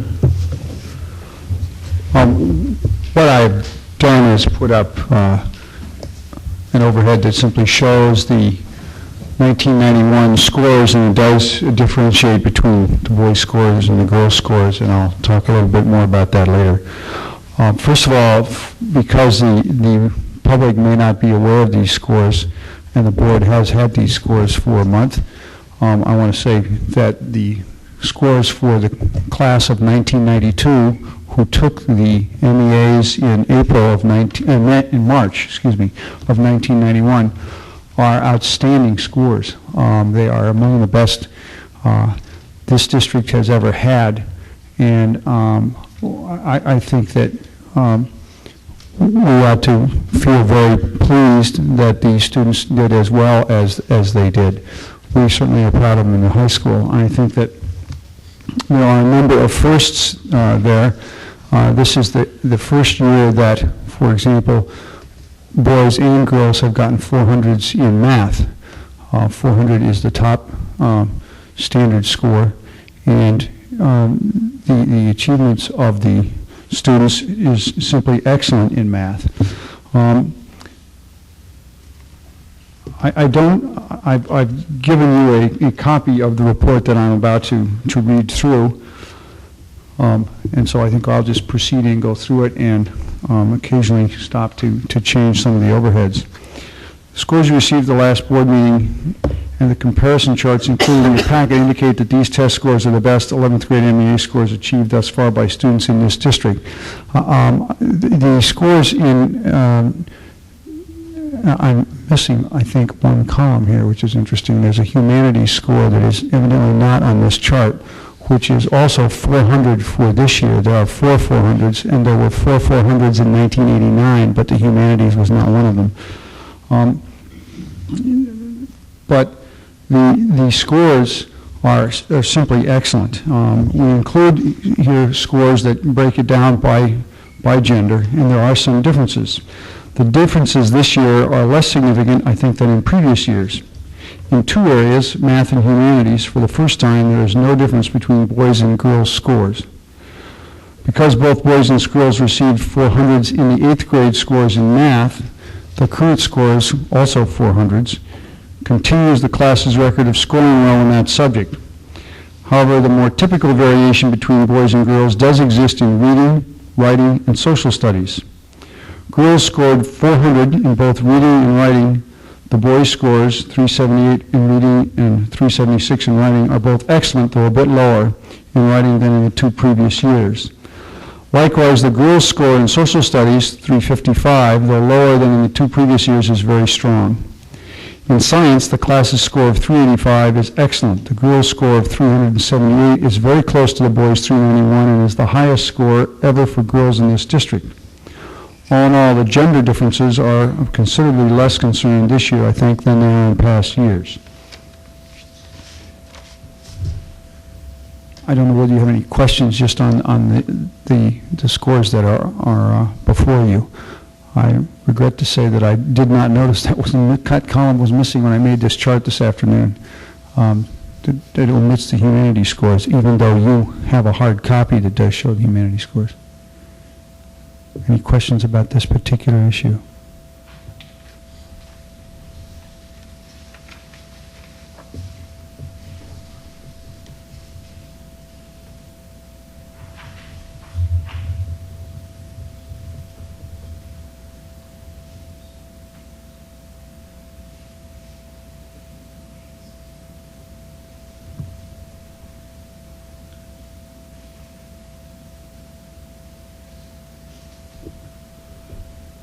What you have up there now is really the difference, a comparison of the 8th grade scores for the current senior class, again, who took the scores last March, took the test last March, and their 8th grade scores. And you can see that, again, in math, you see 400s. This is a class that has always been good in math. Also in social studies, there were 400s in 8th grade. They're slightly lower in the 11th grade. But in the other scores, these students have gone up in both areas, as we would expect, and as is really the pattern throughout. I will slide the overhead down a little bit, and you can see that generally the scores do go up in the 11th grade scores.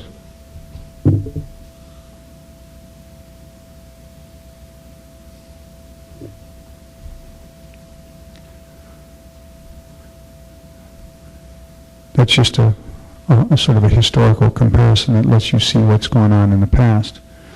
Again, you have a hard copy of that, and I don't know whether you have any particular questions on that segment. Mr. Greer. You have a current 9th grade class which did not score very well. That's to the other 3 grades. That's correct. That is the 1990. The 8th grade takes their test in November. I think that's correct, is it not? Late October. And so you have a 1990 score at the top there that is the current 9th grade in this school, the high school. The 10th grade's score is below them, the 11th grade score, and then the 12th grade score.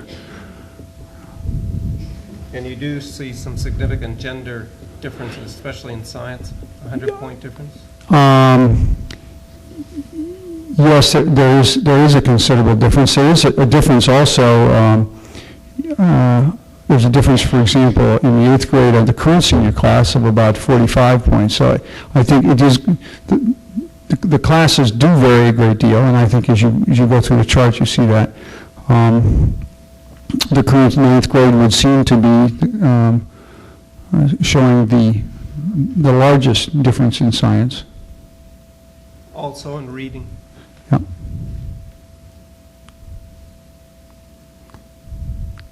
And I think it's interesting that what we will do is when I sit down with the departments to look at the 11th grade scores, to make some judgments about what seems to be happening in our program, we will go over these 8th grade scores as well.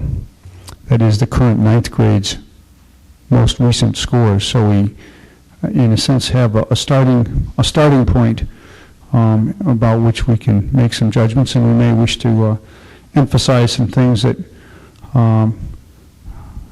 this 9th grade would seem to have more students who are not strong readers than in some previous classes, particularly for the boys. Mrs. Reed. Yes, Mr. Miles, in these scores, are we seeing all of the students who took this test last year, or only those students who are currently in our 9th grade? No, we're seeing all the students who took the test. They may not still be in our 9th grade. Did we lose 8 students? There were some students in our 8th grade who are not enrolled in our 9th grade, yes. Neither am I. Could it be as much as 10%?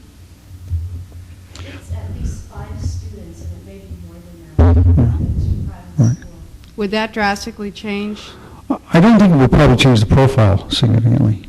Okay, I think that they were probably sufficiently varied in their abilities that statistically it's probably not going to have a significant thing.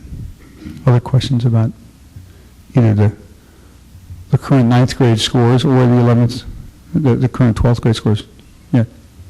Since this 9th grade is actually the first class to have gone through our essentially restructured middle school, I'm wondering how the middle school is assessing these. So this will be the first class that's been through 3 years of a middle school concept, and there seem to be some dramatic gender differences over other classes.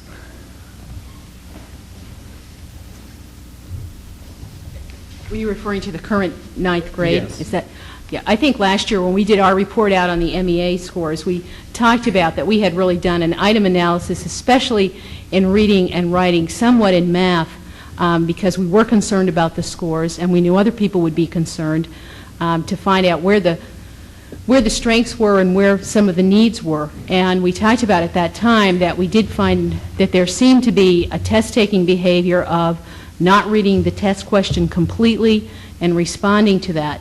One of the areas that the students did not do particularly well in that would affect both their reading score is the open-ended questions.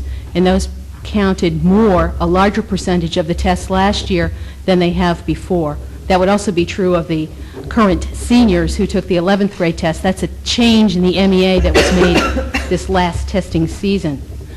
So it is something that we're looking at, and we've talked about both in mathematics and in language arts, particularly things that these test scores began to indicate to us and changes that we might need to make, things we need to emphasize more strongly in our instruction.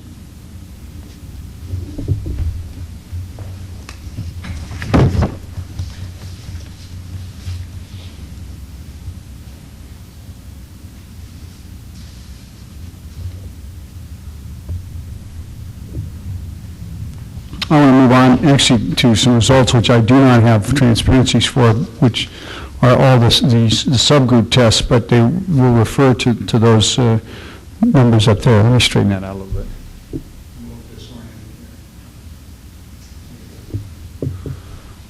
There are several subtest scores within a subgroup, that is, reading, writing, mathematics, science, social studies, and humanities are considered the subgroups, and there are some scores within each subgroup that puzzle me. And our faculty will want some clear answers that help us understand or explain our students' scores. Although all department heads have seen these results, we've not really had an opportunity to sit down by department and examine the scores for each of the subtests. We will do that in the course of the next month. Just a note of reminder, when you look at those subtest scores,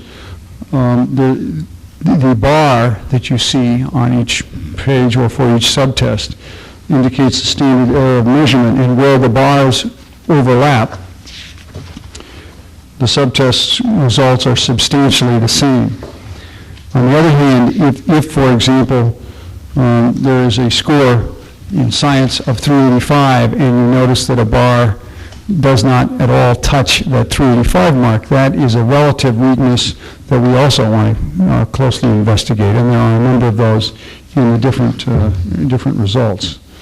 In reading, the low score for open-ended questions puzzles me, since it's significantly lower than many scores, including the other reading subtests and other subgroup scores, for example, in higher order thinking.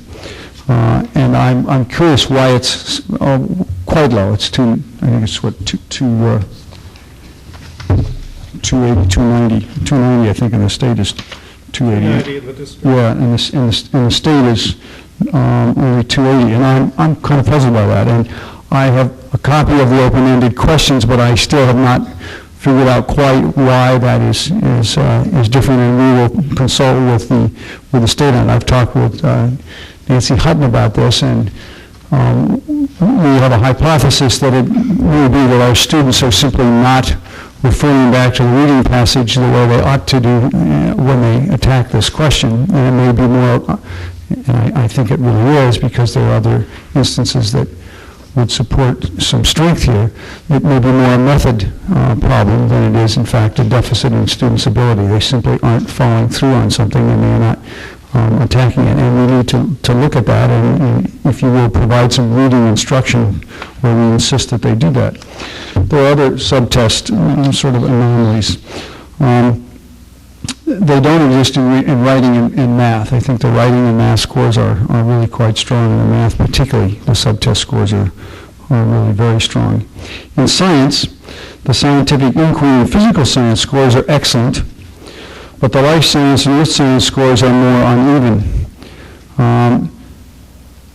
There's a weak application of higher order score in earth science, but on the other hand, there's similar scores in the other areas are strong, so that I'm not quite sure what to make of that. I'll explore some of these questions with the science department, who are in the process of developing a new 9th grade program that was worked on over the summer, and Mrs. Adshead is implementing this fall, and they would be interested, I think, in these results. I would note here that most of the current 12th grade, I think, have not ever had earth science or have not had it in high school. Most of them as freshmen took IPS, and a number of them took biology, and some of them took earth science, but I think that we're talking about 25% to a third of the class at the most, so I'm not surprised that there's not a strong scoring in earth science, but the current 9th grade course that has been developed does include a fair amount of earth science. Again, we have to sit down and look over those scores. In social studies, some of the history scores, I think, should be stronger. I have a question. Yeah, I'm sorry, yeah. Back to science. One of those areas was ecology and the environment, and that surprised me. That surprises me too, and I think it will surprise the science department. On the other hand, in life science, I'm interested that the systems and functions, and again, I'm not sure how the state breaks down these subtests, but that's quite strong, and I think that there is probably a very strong theoretical base in biology, and there may not be as much emphasis on ecology. Again, the current 9th grade course that has been developed is an introduction to both environmental, physical, and earth science, and it's trying to be a course that does an excellent job of introducing students to the various disciplines that they will need in the science curriculum that they will take in sophomore, junior, and senior year. In social studies,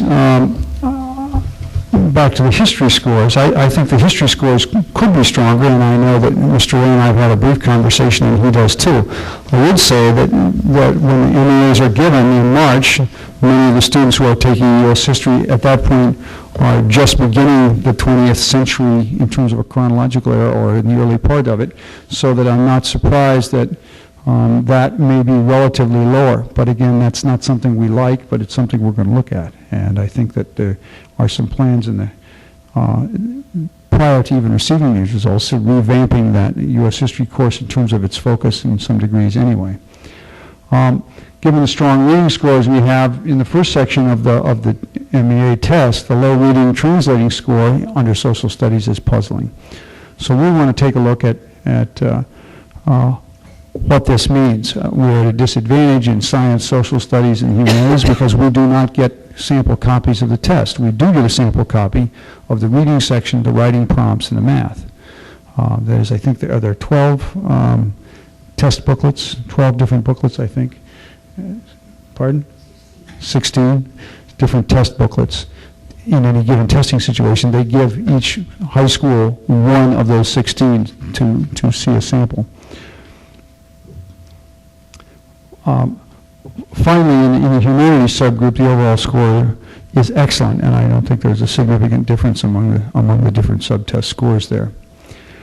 The difference between students who identify themselves as college prep students and students who indicate that they are not college prep students continues, and I've got this chart here that I'll show you.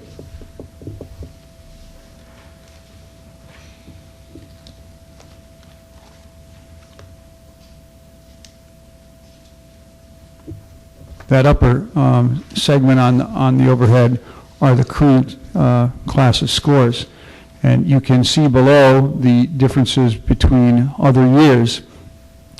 I think that last year, the differences between students who indicated that they were college prep students and those who were not college prep students was given some publicity in the newspapers. And I think it's a continuing concern both by the state and also by this school. Students who indicate that they are college prep students have almost all 400 scores.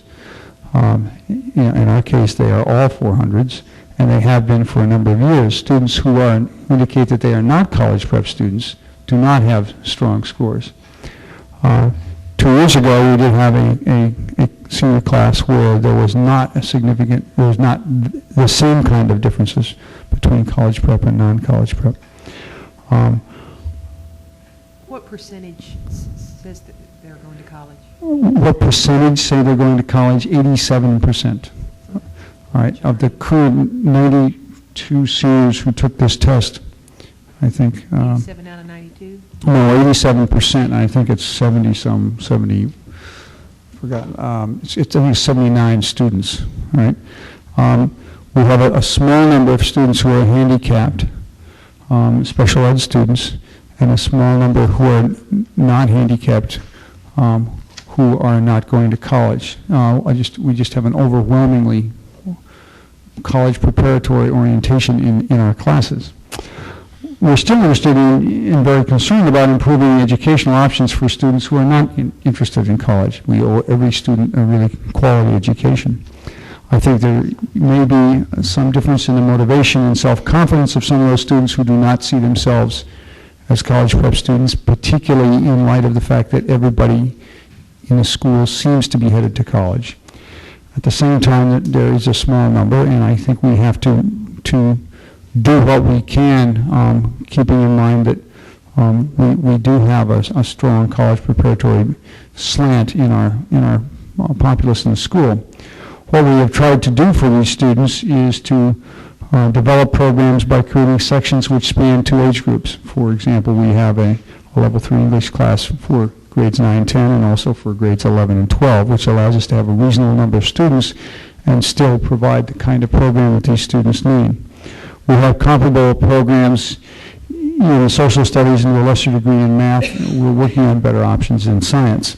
The fact remains that for the overwhelming majority of our students, the MEA scores that you've seen for the school are consistently high. We want to ensure that they remain that way. Now, I would entertain any questions on any part of the report. Yes, Mr. Chapman. I just want to ask you about that 13%. How long have those programs been in place to try to meet their Well, we've had courses, we've had varied ability group courses for some time, but we've tried. Mrs. Merrill, in fact, is going to show you some data in a minute, sort of past history of enrollment in our school. We have dropped in enrollment steadily since the early 70s, And in the last few years, we've gone from 500 and, I think for the last 4 years, or 5 years, 530 or 40 students to 400 students. And as we've done that, we've lost students at all levels, but we've really ended up with 5 and 6 students enrolling for a course, and we simply can't offer a course that way. So our response has been to try to group students who have a common interest and a common need, and then put them in a sense in a multi-age class. I don't think that's particularly radical in a high school or in any parts of the school. It's just not usual in the sort of groupings that go on in a high school. So we've done that for the last 2 years now. Well, if you've done that for the last 2 years, it hasn't really improved the scores that radically, and I think what you said was probably correct, that their self-esteem might not be the best, and I would suggest that the school has a responsibility to make sure that their self-esteem is as high as the kids who are going on to college. I quite agree. I don't think that anything you see up here is necessarily reflected by changes we've made in the last 2 years. That is, in last year's, it would affect to some degree a small number of students in the current class who are there. But I think that we need some time to look at that. I would argue that the classes that have been developed are improving student self-esteem, and I think are serving the students better than they have in the past. And I think the students feel better about them from what I can observe. But I can't document that with test data, if you will. I have anecdotal evidence, but I don't have hard test scores. But I quite agree that we want to increase their self-esteem and their confidence that they can, in fact, succeed in many ways. Yes? I have more of a comment, really. I think the scores that we're reviewing tonight are very commendable, and I'm grateful to all the teachers, as I'm sure the students are, who have put in the time and effort to make these students successful in their academics. I think it's important to remember that these results are not only an endorsement of their 11th grade class, but of their elementary education as it occurred 11 years ago. And I think it's important that we remember, as we embark on curriculum reform, that it's going to be critical that we determine what it was in that curriculum 11 years ago that made these students successful in their school. And as we review other scores, I think we're going to have an eye open to review what it was exactly that made these students successful, not just in the high school, but in the middle school and in the grade school level.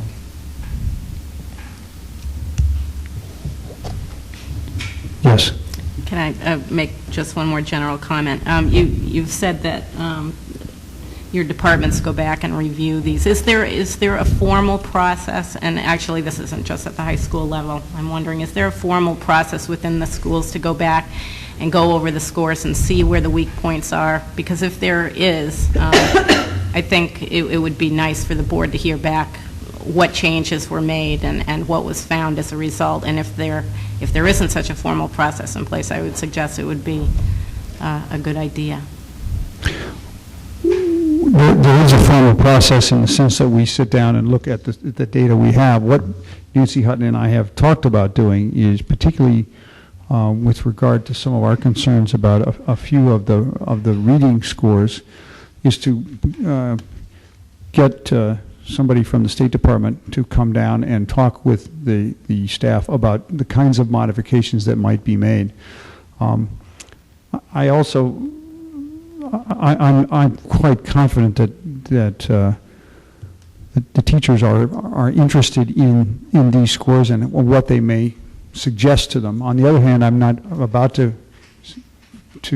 offer that we're going to let this test dictate our curriculum either. I think what we want to do is use it to see what it tells us about what we think we're doing and what we want to do, to make sure that we are not, in a sense, remiss in something. But I think we have in mind very clearly sitting down and having a regular process where they can review these scores. Yes.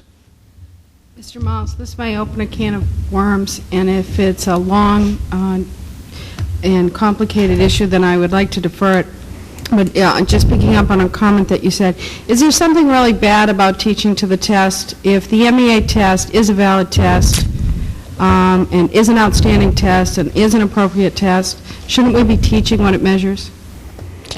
And maybe that is... That's a can of worms, I agree. Okay.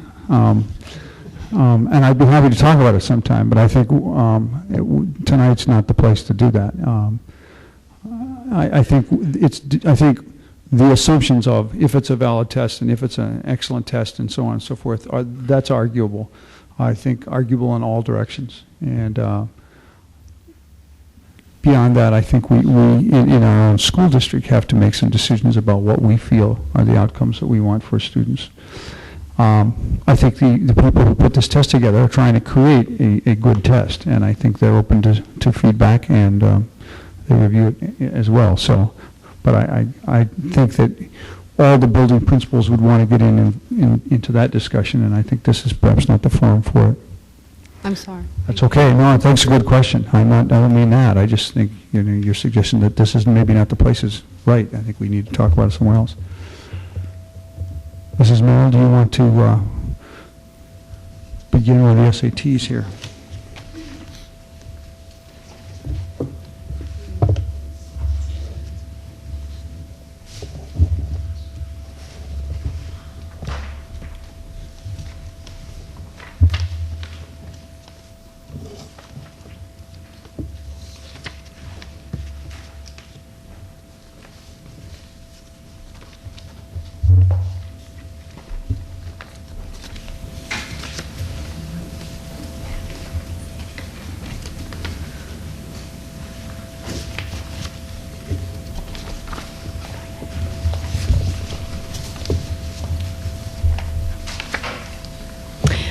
I've passed around 3 more documents that are coming to you. One is an SAT chart that takes us back to 1972 for long-term perspective.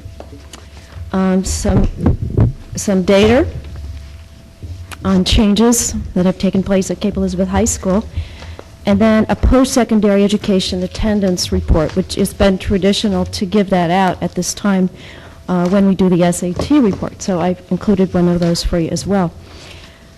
I know that you all have had a copy of the SAT report in your board packets, so you've probably had a chance to look them over. And I'd like to go over this new material with you and then take time to answer any questions that you might have.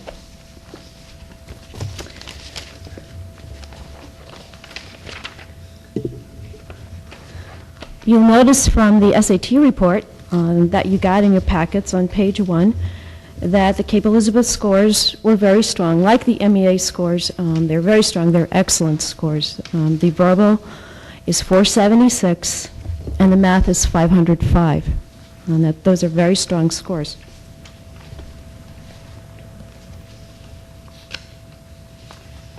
And I'd just like to put them up in so that we can...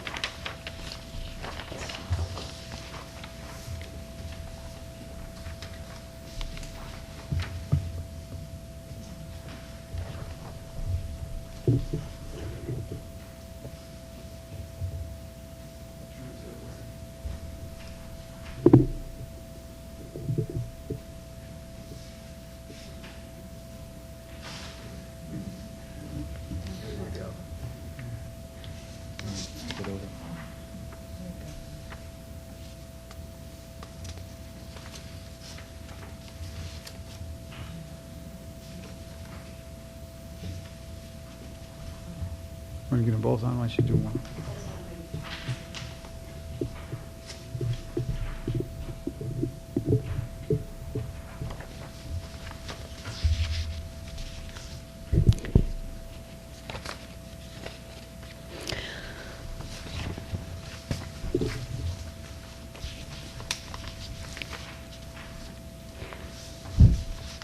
Well, we'll start with the verbal chart.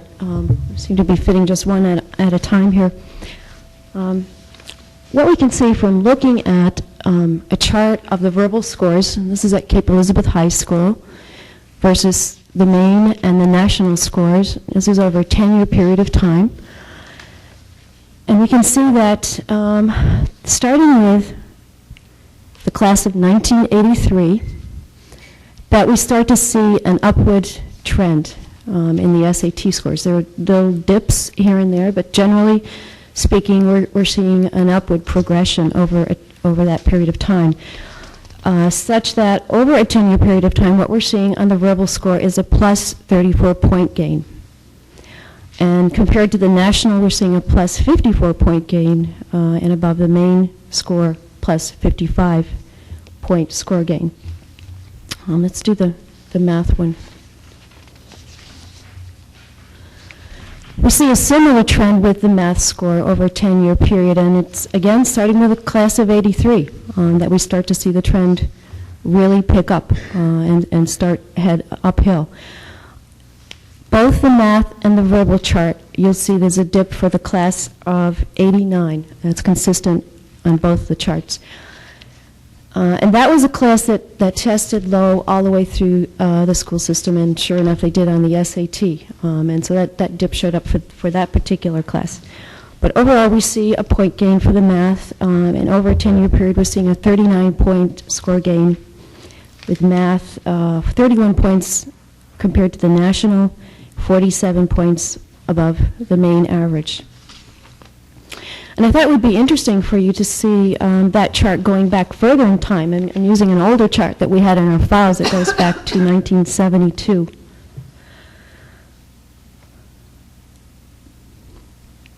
And particularly starting with about 1976, the scores came down for Cape Elizabeth and the national. And there's a pretty flat trend there that went on. And has stayed flat for the national. In fact, the national has not ever come back up to 1976. It's been down and stayed down since then. But I think what's interesting for us, for our school to notice, is that our trend stayed flat for a while, and then starting in '83, we've seen some real point gains in both verbal and math. There's been some interesting things that have happened at the high school during that period of time, and I just thought I would go over those with you. And that's in the extra report that I gave you tonight.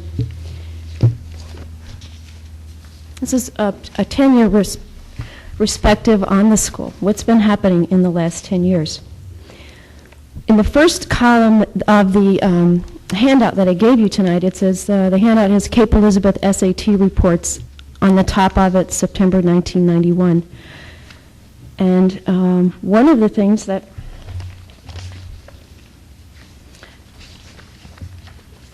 we see in that report is percent of students going on to post-secondary education.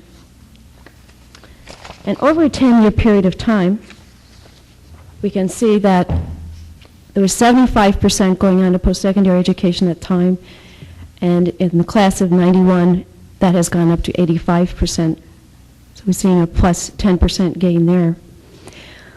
Another change that we see is in the number of seniors in the senior class, from 169 back in 1980 to 102 in the class of 91. And that's a drop of 67 students in a senior graduating class.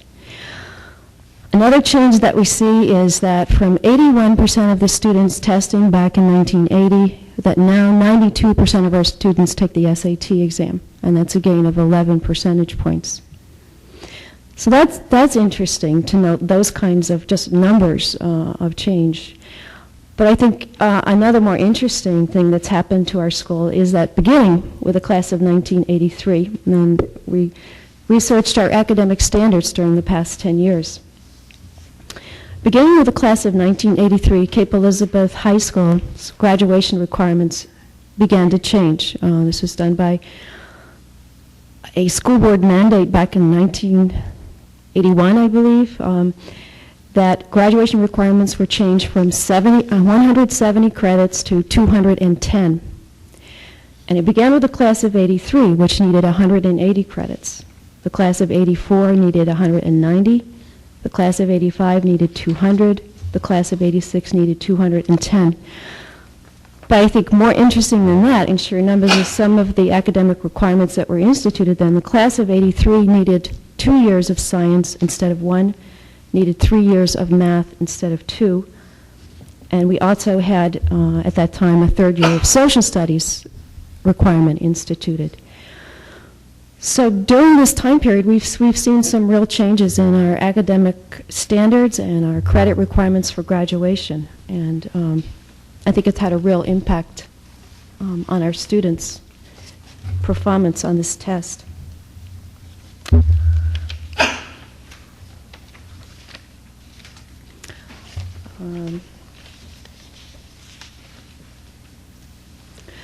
I'll stop there for a few minutes and see if you have questions. What is HD?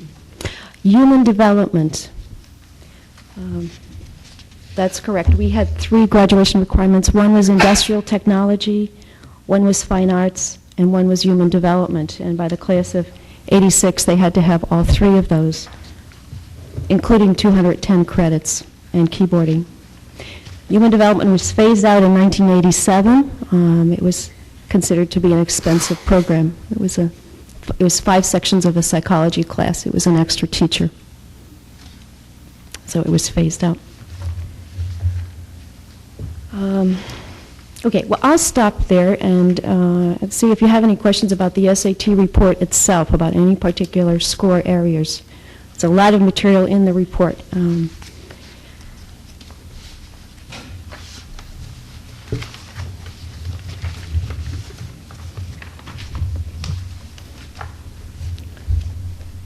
Yes. We seem to score higher both state and nationally. Have you ever done any comparison scores to schools of equivalent size and social economic background? Yes, we tried to do that 5 years ago. The superintendent here at this time got some scores from some other towns, and let me see, some communities in Connecticut and New York, and our scores compared favorably at that time. And he got those scores as a personal favor, and normally schools won't release that information to other schools. It's internal information, and they don't want it used publicly other places, so that's real hard to do. So the College Board only releases what would be state averages and national averages? That's right. Right. And they really discourage schools doing that, and so they won't release the information. You have to get someone to agree to share it with you. Just have a question. In terms of favorably, what type of numbers were those? I would have to go back and get that data, but I know that it was a positive comparison. It was not a problem or an issue. We were doing as well as those schools. We really were. I have to go get the data to tell you exactly what the scores were. I would wonder if you would be willing to just generically present some of those numbers, because my initial impression was that it had not been as favorable, but I may have been wrong. I'll be glad to get that out of the files and send it to you or give it to you. I can't remember at this particular time what they were. Great. Yeah. Yes. I did actually call around a few school systems, and several said they hadn't gotten the scores. Whether or not that's true, I don't know, but some were willing to share their mean scores. Greenwich, Connecticut, their mean scores were 464 verbal and 518 math. West Hartford, 471 verbal and 523 math. Darien, Connecticut, 453 verbal, 516 math. And Wayland, Mass, 495 verbal and 551 math. So they do compare pretty well. In Wayland, however, the superintendent said you really should be looking at how the top 10th in your class is doing compared to other schools, that's a much more valid measure. He was the only one who was willing to give me his top 10th scores. Excuse me while I find them.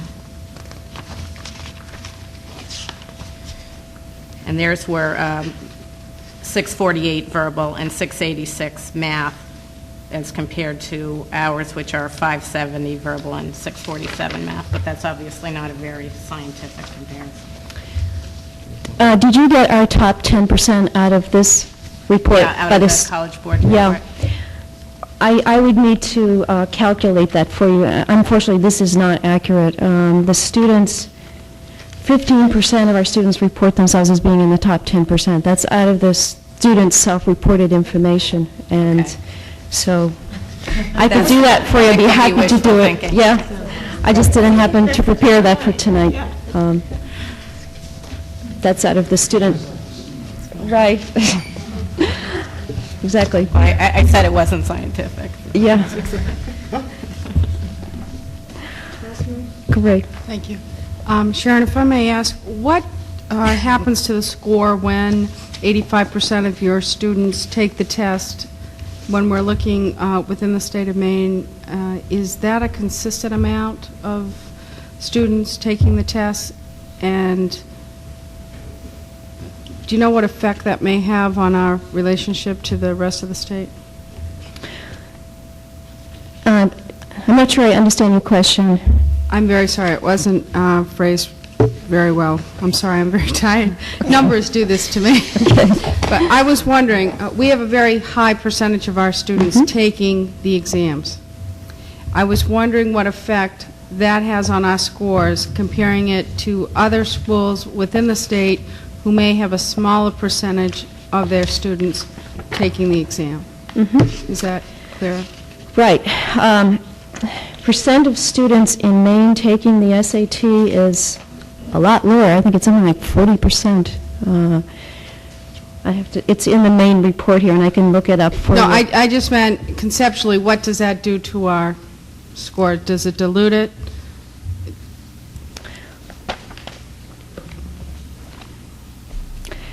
Well, generally speaking, I find that really hard to answer because it depends on your test-taking population. But generally speaking, the more people you have taking the test, the lower your scores are.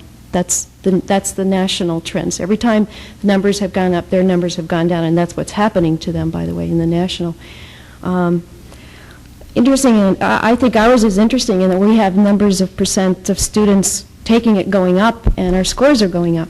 And I just think the fact that their classes are getting smaller is the balancing factor here. Well, that's what I saw throughout this, that we have more students taking them. We are bucking the 10-year trend. We are increasing our scores, so something must be right with what we're doing. Yeah, I think so. Now, let's just pinpoint it and bottle it. And well, personally, I just have to count in increasing academic standards. That's a very big factor in preparation for these academic tests, and we have done that, and if anything, we need to strengthen that in any way that we can. I just think that's really important.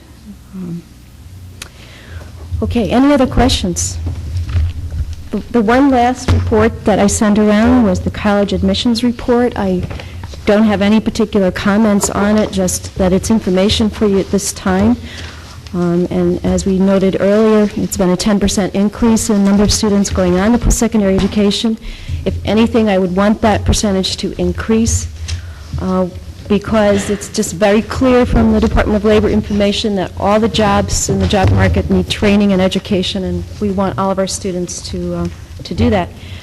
The only other comment I have is that the selectivity percentage of students going to selective colleges has continued to increase as well, from 34% to 46%. And on the second page, you can see that students are in fact accepted at more selective colleges than actually go. It's actually 56%. But for whatever personal reasons, they choose to go to prep school or decline a college because of lack of financial aid or whatever. What we have actually is 46% of our students attending what are considered selective colleges. And then attached to the last 2 pages is a list of what are considered by the Barron's Guide the most prestigious colleges. So you can get to refer to what those colleges are. Thank you. You're welcome. It's a very complete report. The next item under new business, amendment to flexible benefit plan. Thank you. And I also want to thank both Mr. Miles and Mrs. Merrill. There's an awful lot of data in those summaries, and I think it might be nice to congratulate the class of '92, who seems to have brought us some good news, which is always nice to have. Hope they do well as they have done so far. Flexible benefits, we went through this before. I don't think we need to dwell on it tonight. However, because we are making some amendments, notably there's a summary sheet that had them basically, we had only one person who was electing to take the dependent care assistance plan. That teacher has left the system. Therefore, under advice of attorney, we are asking you to amend our plan by deleting that piece. And there are a few language changes all summarized for you on second amendment to the Cape Elizabeth School Board Flexible Benefits Plan. Unless you have any questions, a motion would be in order to amend your plan as noted in the attachment. I hear a motion to amend the plan. Oh, I'm I have sorry. a question. Under the, I guess it must be the healthcare, Blue Cross Blue Shield. Is this a standard breakdown for non-bargaining? Non-collective bargaining. Non-collective Yes, it bargaining is. people. Salaries over 45,000 get That's correct. 100% coverage, and salaries below 15,000 get at least 75. That's a standard breakdown? Well, what she has done is to take the past practice for the non-collectively bargained employees. Remember, that now excludes administrators, with the exception of myself and the business manager. And so she's used that past practice in this district as the basic guideline, but then she's applied to that the rule that the law now states for the comparative benefits. In other words, at issue there is higher compensated employees and lower compensated employees have to be within certain percentages. And that's those figures of the salaries and the actual benefits are to some degree past practice, but the percentage of comparable benefits is spelled out in law or in the guidelines for flexible benefits. I guess my next question is, how do these compare with our contracted percentages? I mean, the people For that we equity. collectively bargained, they're all within general guidelines. I mean, that was her original package that you voted on 2 or 3 months ago, whenever it was. We'd spent a considerable amount of time making sure that all of those things were within comparability. Because I know in negotiating, we've been trying to work towards equity in certain benefits and not have the disparities we've had before. So. Under salaries above 45,000, the only two people that would cover that would be yourself and the business manager. That's correct.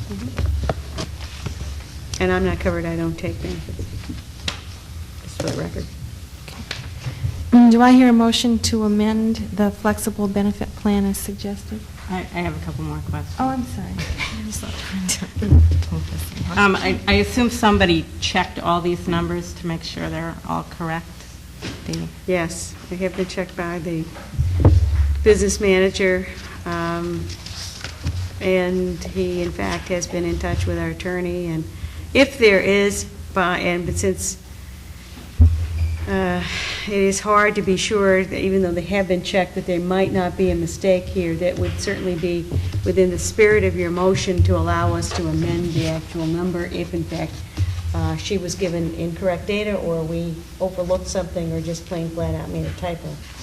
Okay, well, speaking of typos, on Schedule B1, is page 3 supposed to be in there? Schedule B1. It's the last page of the amendment.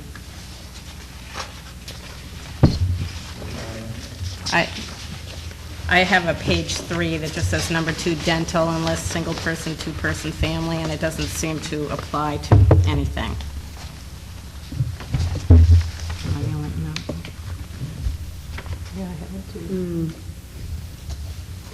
Dee, do you have an explanation for that page? The dental, as far as all levels, $200? No, it's on page 3. Is it single person, two-person, and family? That's the variance that's left after the $200 is applied.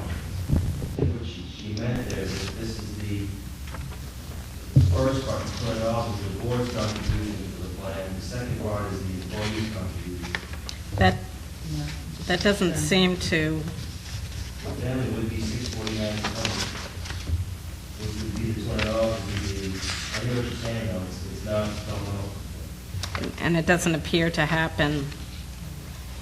I don't understand why sometimes that happens and why it doesn't. I mean, why sometimes dental is spelled out and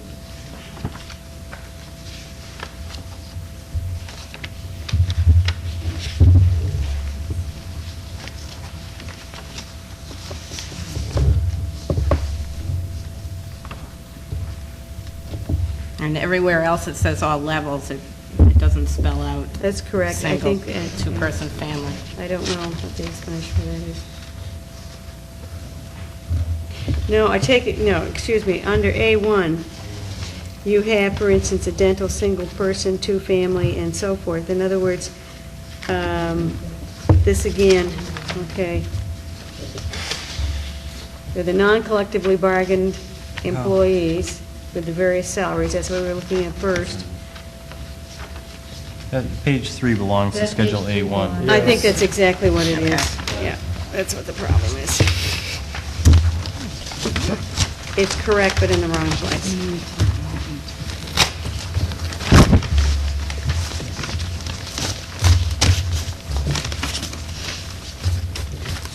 More questions? Madam Chairman, this would be something we would have to vote on every year if there was a change in the... That's correct. Okay. Okay, do I hear a motion to amend the flexible benefit plan as suggested with the flexibility of making any necessary corrections? So moved. Second? Further discussion? All in favor? Okay. Thank you. Okay. C, under new business, discussion regarding a request to review the cafeteria operations. Rosemary, I know you had some concerns about the paper that went home to the parents. Yes, thank you. Madam Chairman, as background, I would like to go over a couple of the items that were of concern to me and see if other board members share my concerns. Specifically, the first day of school, school lunch notice that went home undated and signed by the supervisor, so I believe it was something that may have been used in the past and was just recirculated this year, but I had never taken note of it before. I was concerned about two items, item number 3 and item number 5. Item number 3 or 5, I'll just tell you the problem and we'll forget about the numbers right now. One referenced students buying weekly tickets at Pond Cove in the middle school, and unused tickets would not be given credit. My concern is, first, do both schools use that guideline? Is it consistently practiced? Is it different between the two schools? And the other problem I have is with the fact that the budget has included for 2 years a $25,000 local subsidy of taxpayers' money, in addition to the $22,000 of state subsidy, which goes, my understanding, primarily K3 as part of the new, K8 as part of the nutrition program, as opposed to K12. There is strong language in that regarding the students' ability to charge milk or food. And I just would like some discussion from the board about whether or not we can be lenient with that, in that my personal opinion is that it is the responsibility of the parents to pay for the meals, not the students to go hungry if they don't have the money for whatever reason. Dr. Coleman? Yes, I had a meeting yesterday with the managers of the 3 kitchens that we have, as well as with Mrs. King and with Dee LaBelle.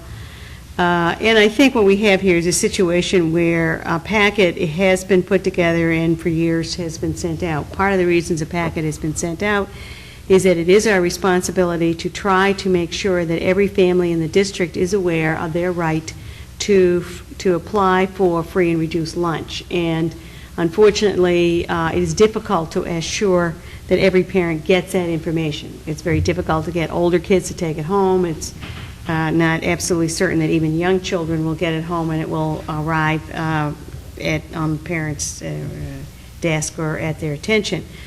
When this was called to my attention, I looked into it, I realized that indeed that sheet had been sent home. When I asked in previous years, it has not been changed. And when I asked what our practice was in these areas, I find that our practice is really quite reasonable and flexible.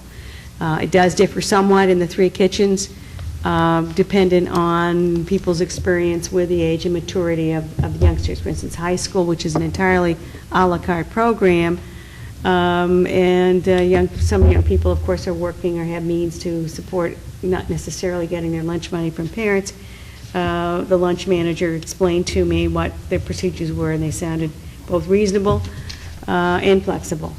As far as the other two kitchens go, I thought the same thing was true, and there's certainly, I knew, in response to your question of me earlier, I was aware, having been at the Pond Cove cafeteria a number of times last year, that there certainly was a fair amount of charging going on, and that there was certainly, it is our school policy, if not a written policy, that nobody goes hungry.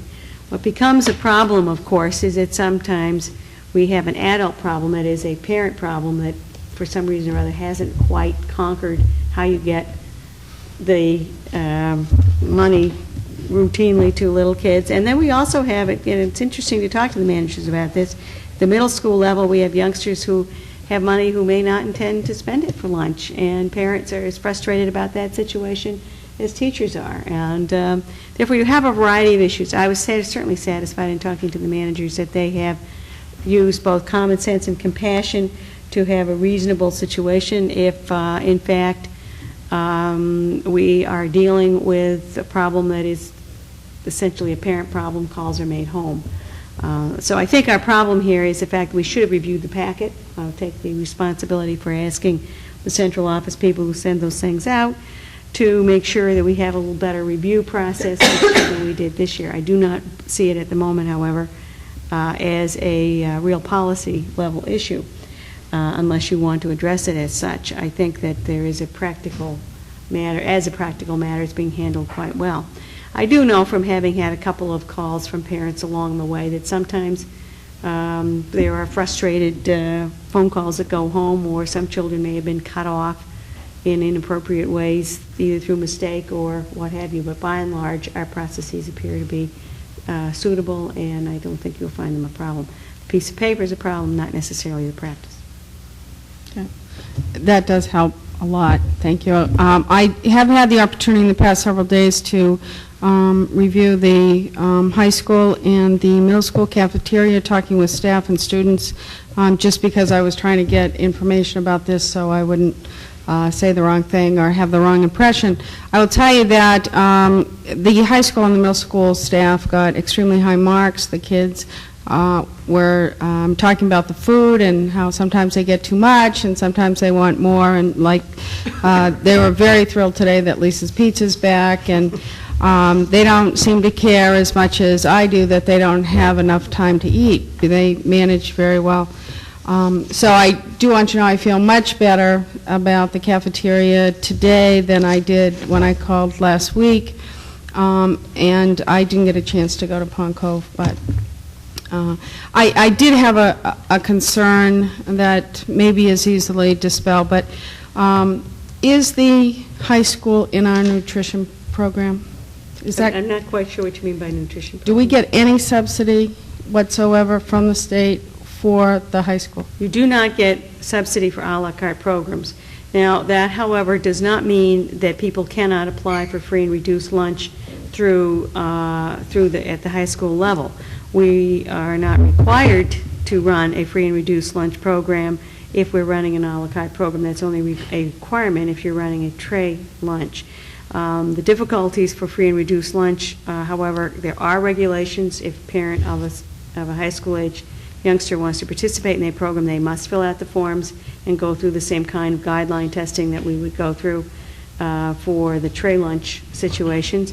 What has been historically a problem, I'm sure it's a problem here from my quick conversation with the high school staff about that, but also from my previous experience in other settings, high school kids tend to be very aware of not wanting to give any appearance of something different.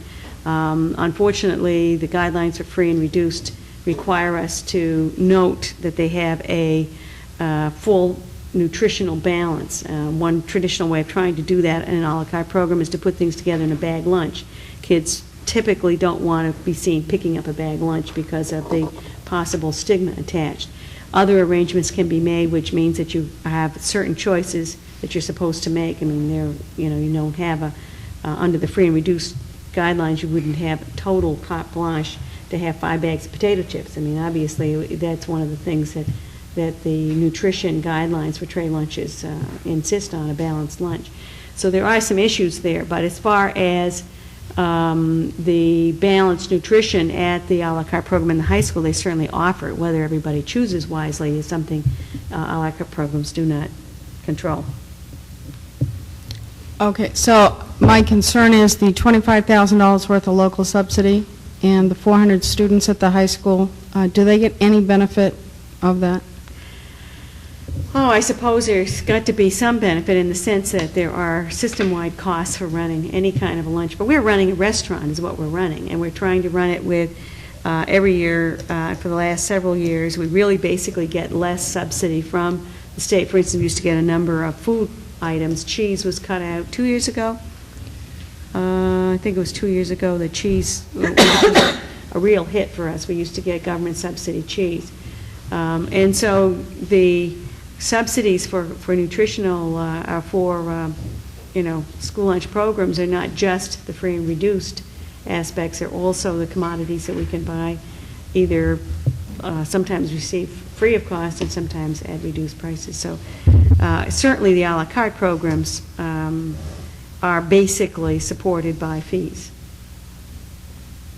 But to some degree they're being run by a system-wide organization which does benefit from those kinds of issues. Okay, thank you. You're welcome. Any other comments or concerns? Okay. D, personnel requests. Superintendent's nomination for a new teacher for 1991-1992 school year. And I'm very happy to be able to complete our roster for teaching staff with Anne Marie McCann, grade 5. We gave you a little bit of background here. I should also note that she is a graduate of Cape Elizabeth High School, was an outstanding athlete as well as dramatist and student, and we are very pleased to have her back with us now as a teacher. And I think perhaps it would be appropriate and the same vote, and I have on the same sheet, we have the community service one, but I will call your attention instead to, for a single vote, you can have our teaching nomination, also the nomination for co-curricular assignments. You have a sheet that was in your packet, plus we just added an update of assignments for the fall and winter seasons on athletic appointments. Okay. Do I hear a motion to accept Anne Marie McCann for grade 5 teacher for the 1991-1992 school year, and the coaches and co-curricular positions for the 1991-1992 school year? Second? Further discussion? Charlie? Maybe Frank can answer this. Do we yet have senior advisors? Not yet. Yes, yet. Okay. Are you concerned? I am. Yes and no. That's a big planning year to not have advisors to start out with. There will be excellent advising in the senior class, all right, but we do not yet have advisors. Further? We will make sure that they are well advised and that somebody fills that role. But at the moment, I don't know. have my own.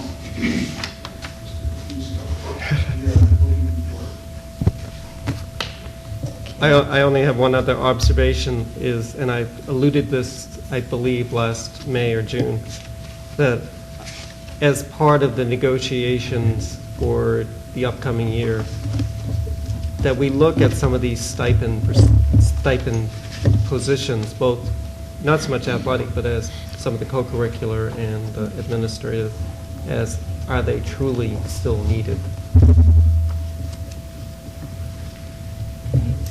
All in favor? Okay. Community Services appointment.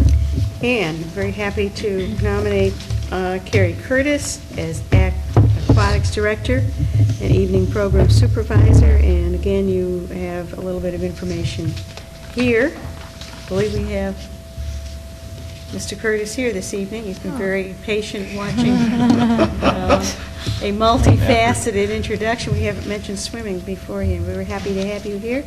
Nominate him as our new Aquatics Director. Okay. Do I hear a motion to accept Mr. Kerry Curtis as the Aquatics Director and the Evening Program Supervisor in Cape Elizabeth? So moved. Second? Further discussion? All in favor? You can go home now. So can we, almost. Almost. One more. Special ed fees. Yes, this is the piece that I wanted to add, and I do apologize for bringing a money item to you without giving you a chance to look at it, but the issue here is really important, and given the fact that we don't have a regular meeting for another month, I felt that you would bear with me to do this. We have started the year with some youngsters at the middle school, and I think in some cases, because I did have some conversations with you before school started, that you had been aware, that you probably are aware, at least some of you are aware, some concerns the parents have had about whether or not we had a totally appropriate program for these youngsters. We have an unusual number for us.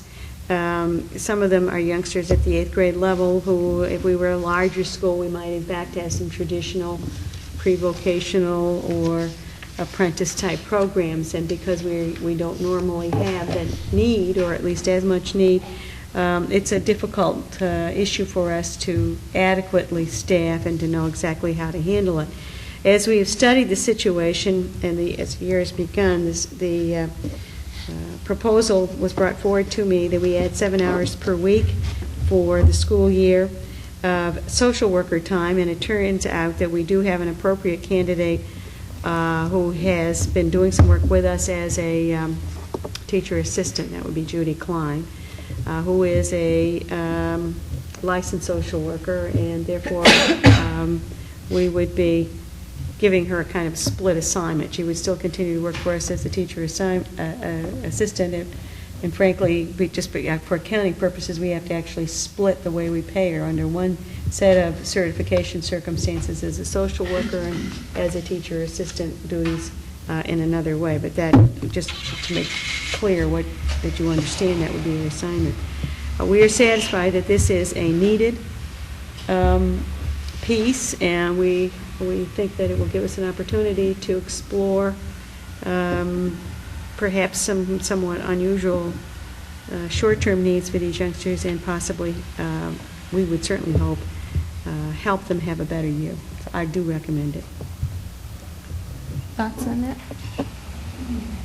Charlie?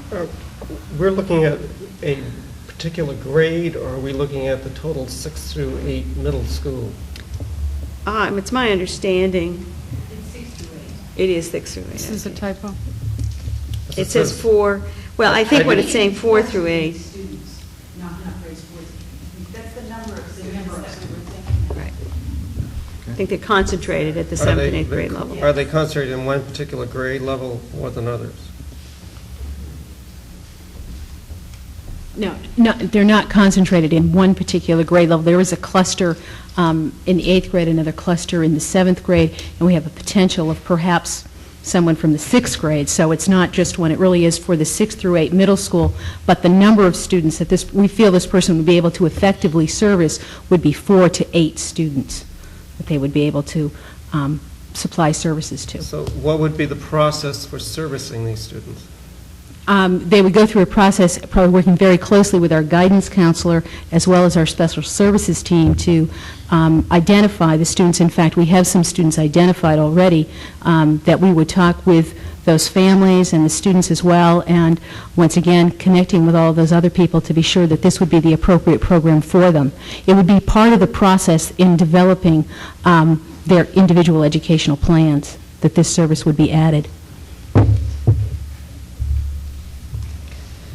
I guess I want to know, are these mainly behavioral problems, or are these? I don't have my copy of the paper, but some of it is behavioral, but some of it is attendance issues. Some of it is issues of adjusting to a school that is really academically oriented more than perhaps oriented to some things that they would find success in, and helping with some self-esteem issues. For some of it, it's improving communication between the families and the school, so it really varies across the board. There's not one particular category that they fall into. But we have, especially in 7th and 8th, we have an advisor-advisee program. How These are students who would need more than what we are currently able to offer through our advisor-advisee program, which works very well for the bulk of our students, and also students who need more direct attention than our guidance counselor is able to provide. And also with the families, and dealing with the families. A social worker deals not only with the academics and things that are going on in school, but also helping some families with some issues. An example, just not an example of a particular case, obviously, but an example might be someone who has an attendance issue, who it's an issue for the families as well as an issue for school, and the social worker would help them work out some plans together to do that. I guess my concern is, where does the schools function end? I mean, I believe there's a referral. We're not here to treat. We're here to identify and refer. Mm-hmm. And I get a feeling we're going into treatment. Actually, the other schools have social workers.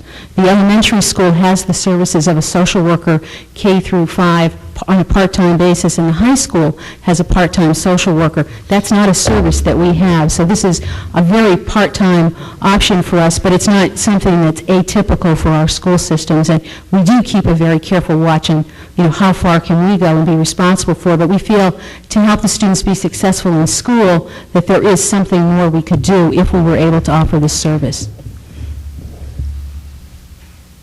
Did you still want to speak? Well, I just want to comment that this is a very common request at this grade level. If we were a larger school system, we would probably be looking at the kind of needs that are listed here, for instance, noncompliance with school rules, lack of or inadequate academic performance, attendance issues already mentioned, and so forth, and the necessity to have some kind of concentrated homeschool relationship is not at all uncommon for at-risk programs to focus with these kinds of things, and it's I have certainly seen it helpful in other settings to use the social worker piece. Is not so much that it cures things, that it's a management issue. Oftentimes kids this age, if you can get them through a difficult period of time, they actually then blossom later, maybe by the time they turn 16, in some cases 17, that we frequently feel that we are literally managing a difficult situation for a brief period of time. That's what this is intended to try to do. I thought we sent you to Augusta. You did. Oh. Welcome back. I missed you all, and I didn't have anything to do tonight. I want to just speak to Charlie's point, because it's a very strong point when school boards talk about the utilization of social workers in terms of where does the school stop and the family begin. It's a point, too, that I know directors of special ed can be particularly tough about when their PETs start talking about those kinds of services.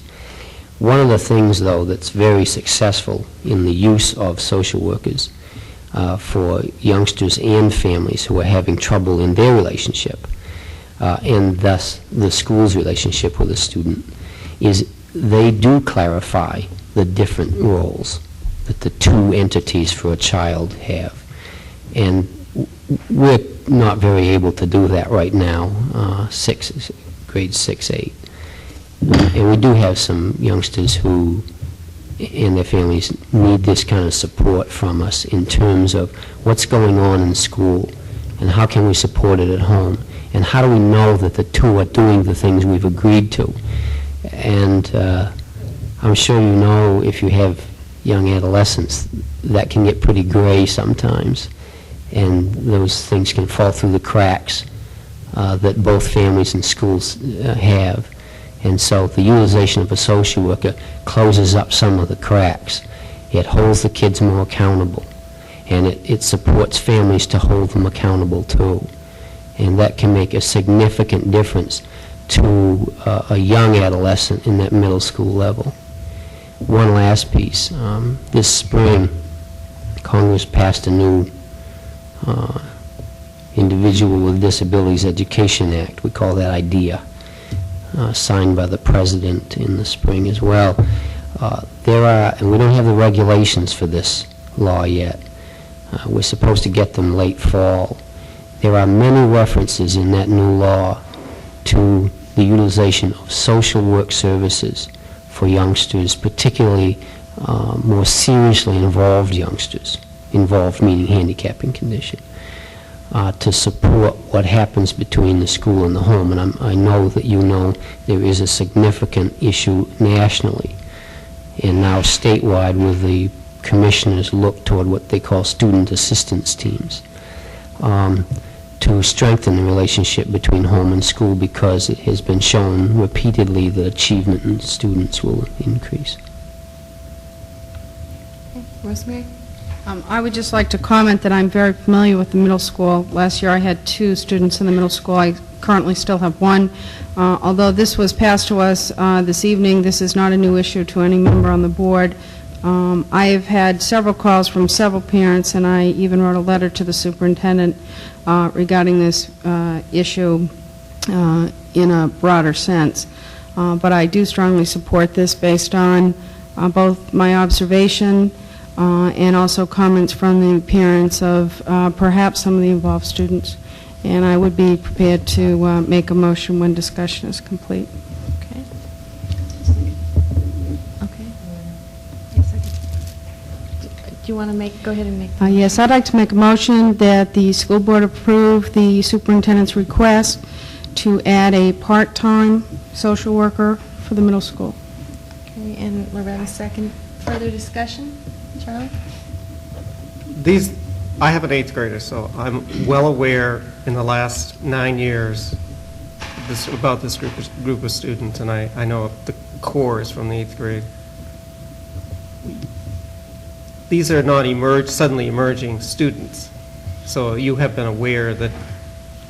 I think that's my concern. Why wasn't this? One of the reasons, Charlie, is that Wayne and I actually talked about this last spring, and Wayne wrote a grant to fund something like this. However, we just received word rather recently that there was no hope of getting any kind of a grant program, because we have talked about lots of different kinds of programs for some students that we are concerned about that I would call at risk in the middle school. And so this isn't an out-of-the-blue idea for us, but then when we realized that there was no hope of receiving a grant for this type of thing, that we needed to look at, was there something else that we could offer, because we felt the need was still there. I'm not against it. I'm just suddenly why this is not a new emerging problem.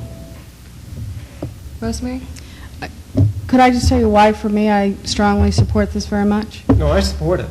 I'm just, We lost a lot of staff, and we lost staff that would not be new people to these students, but I think that might have freed up some money so we can spend it in this way. And as someone who watches those numbers, although today they're making me dizzy, I think that I have no problem with the money being spent, and I think it's a bargain, and the kids certainly deserve it. Ann?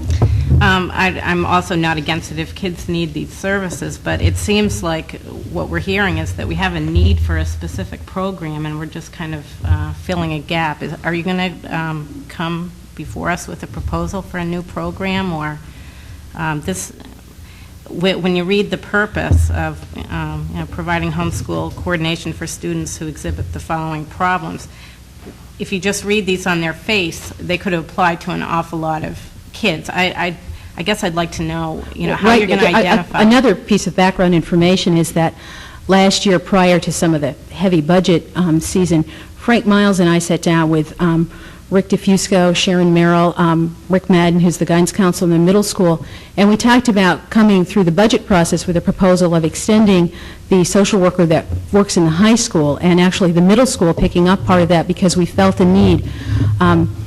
Many of these students have been worked with for a while, and there were programs that we could offer with our current staff that we needed to try out first.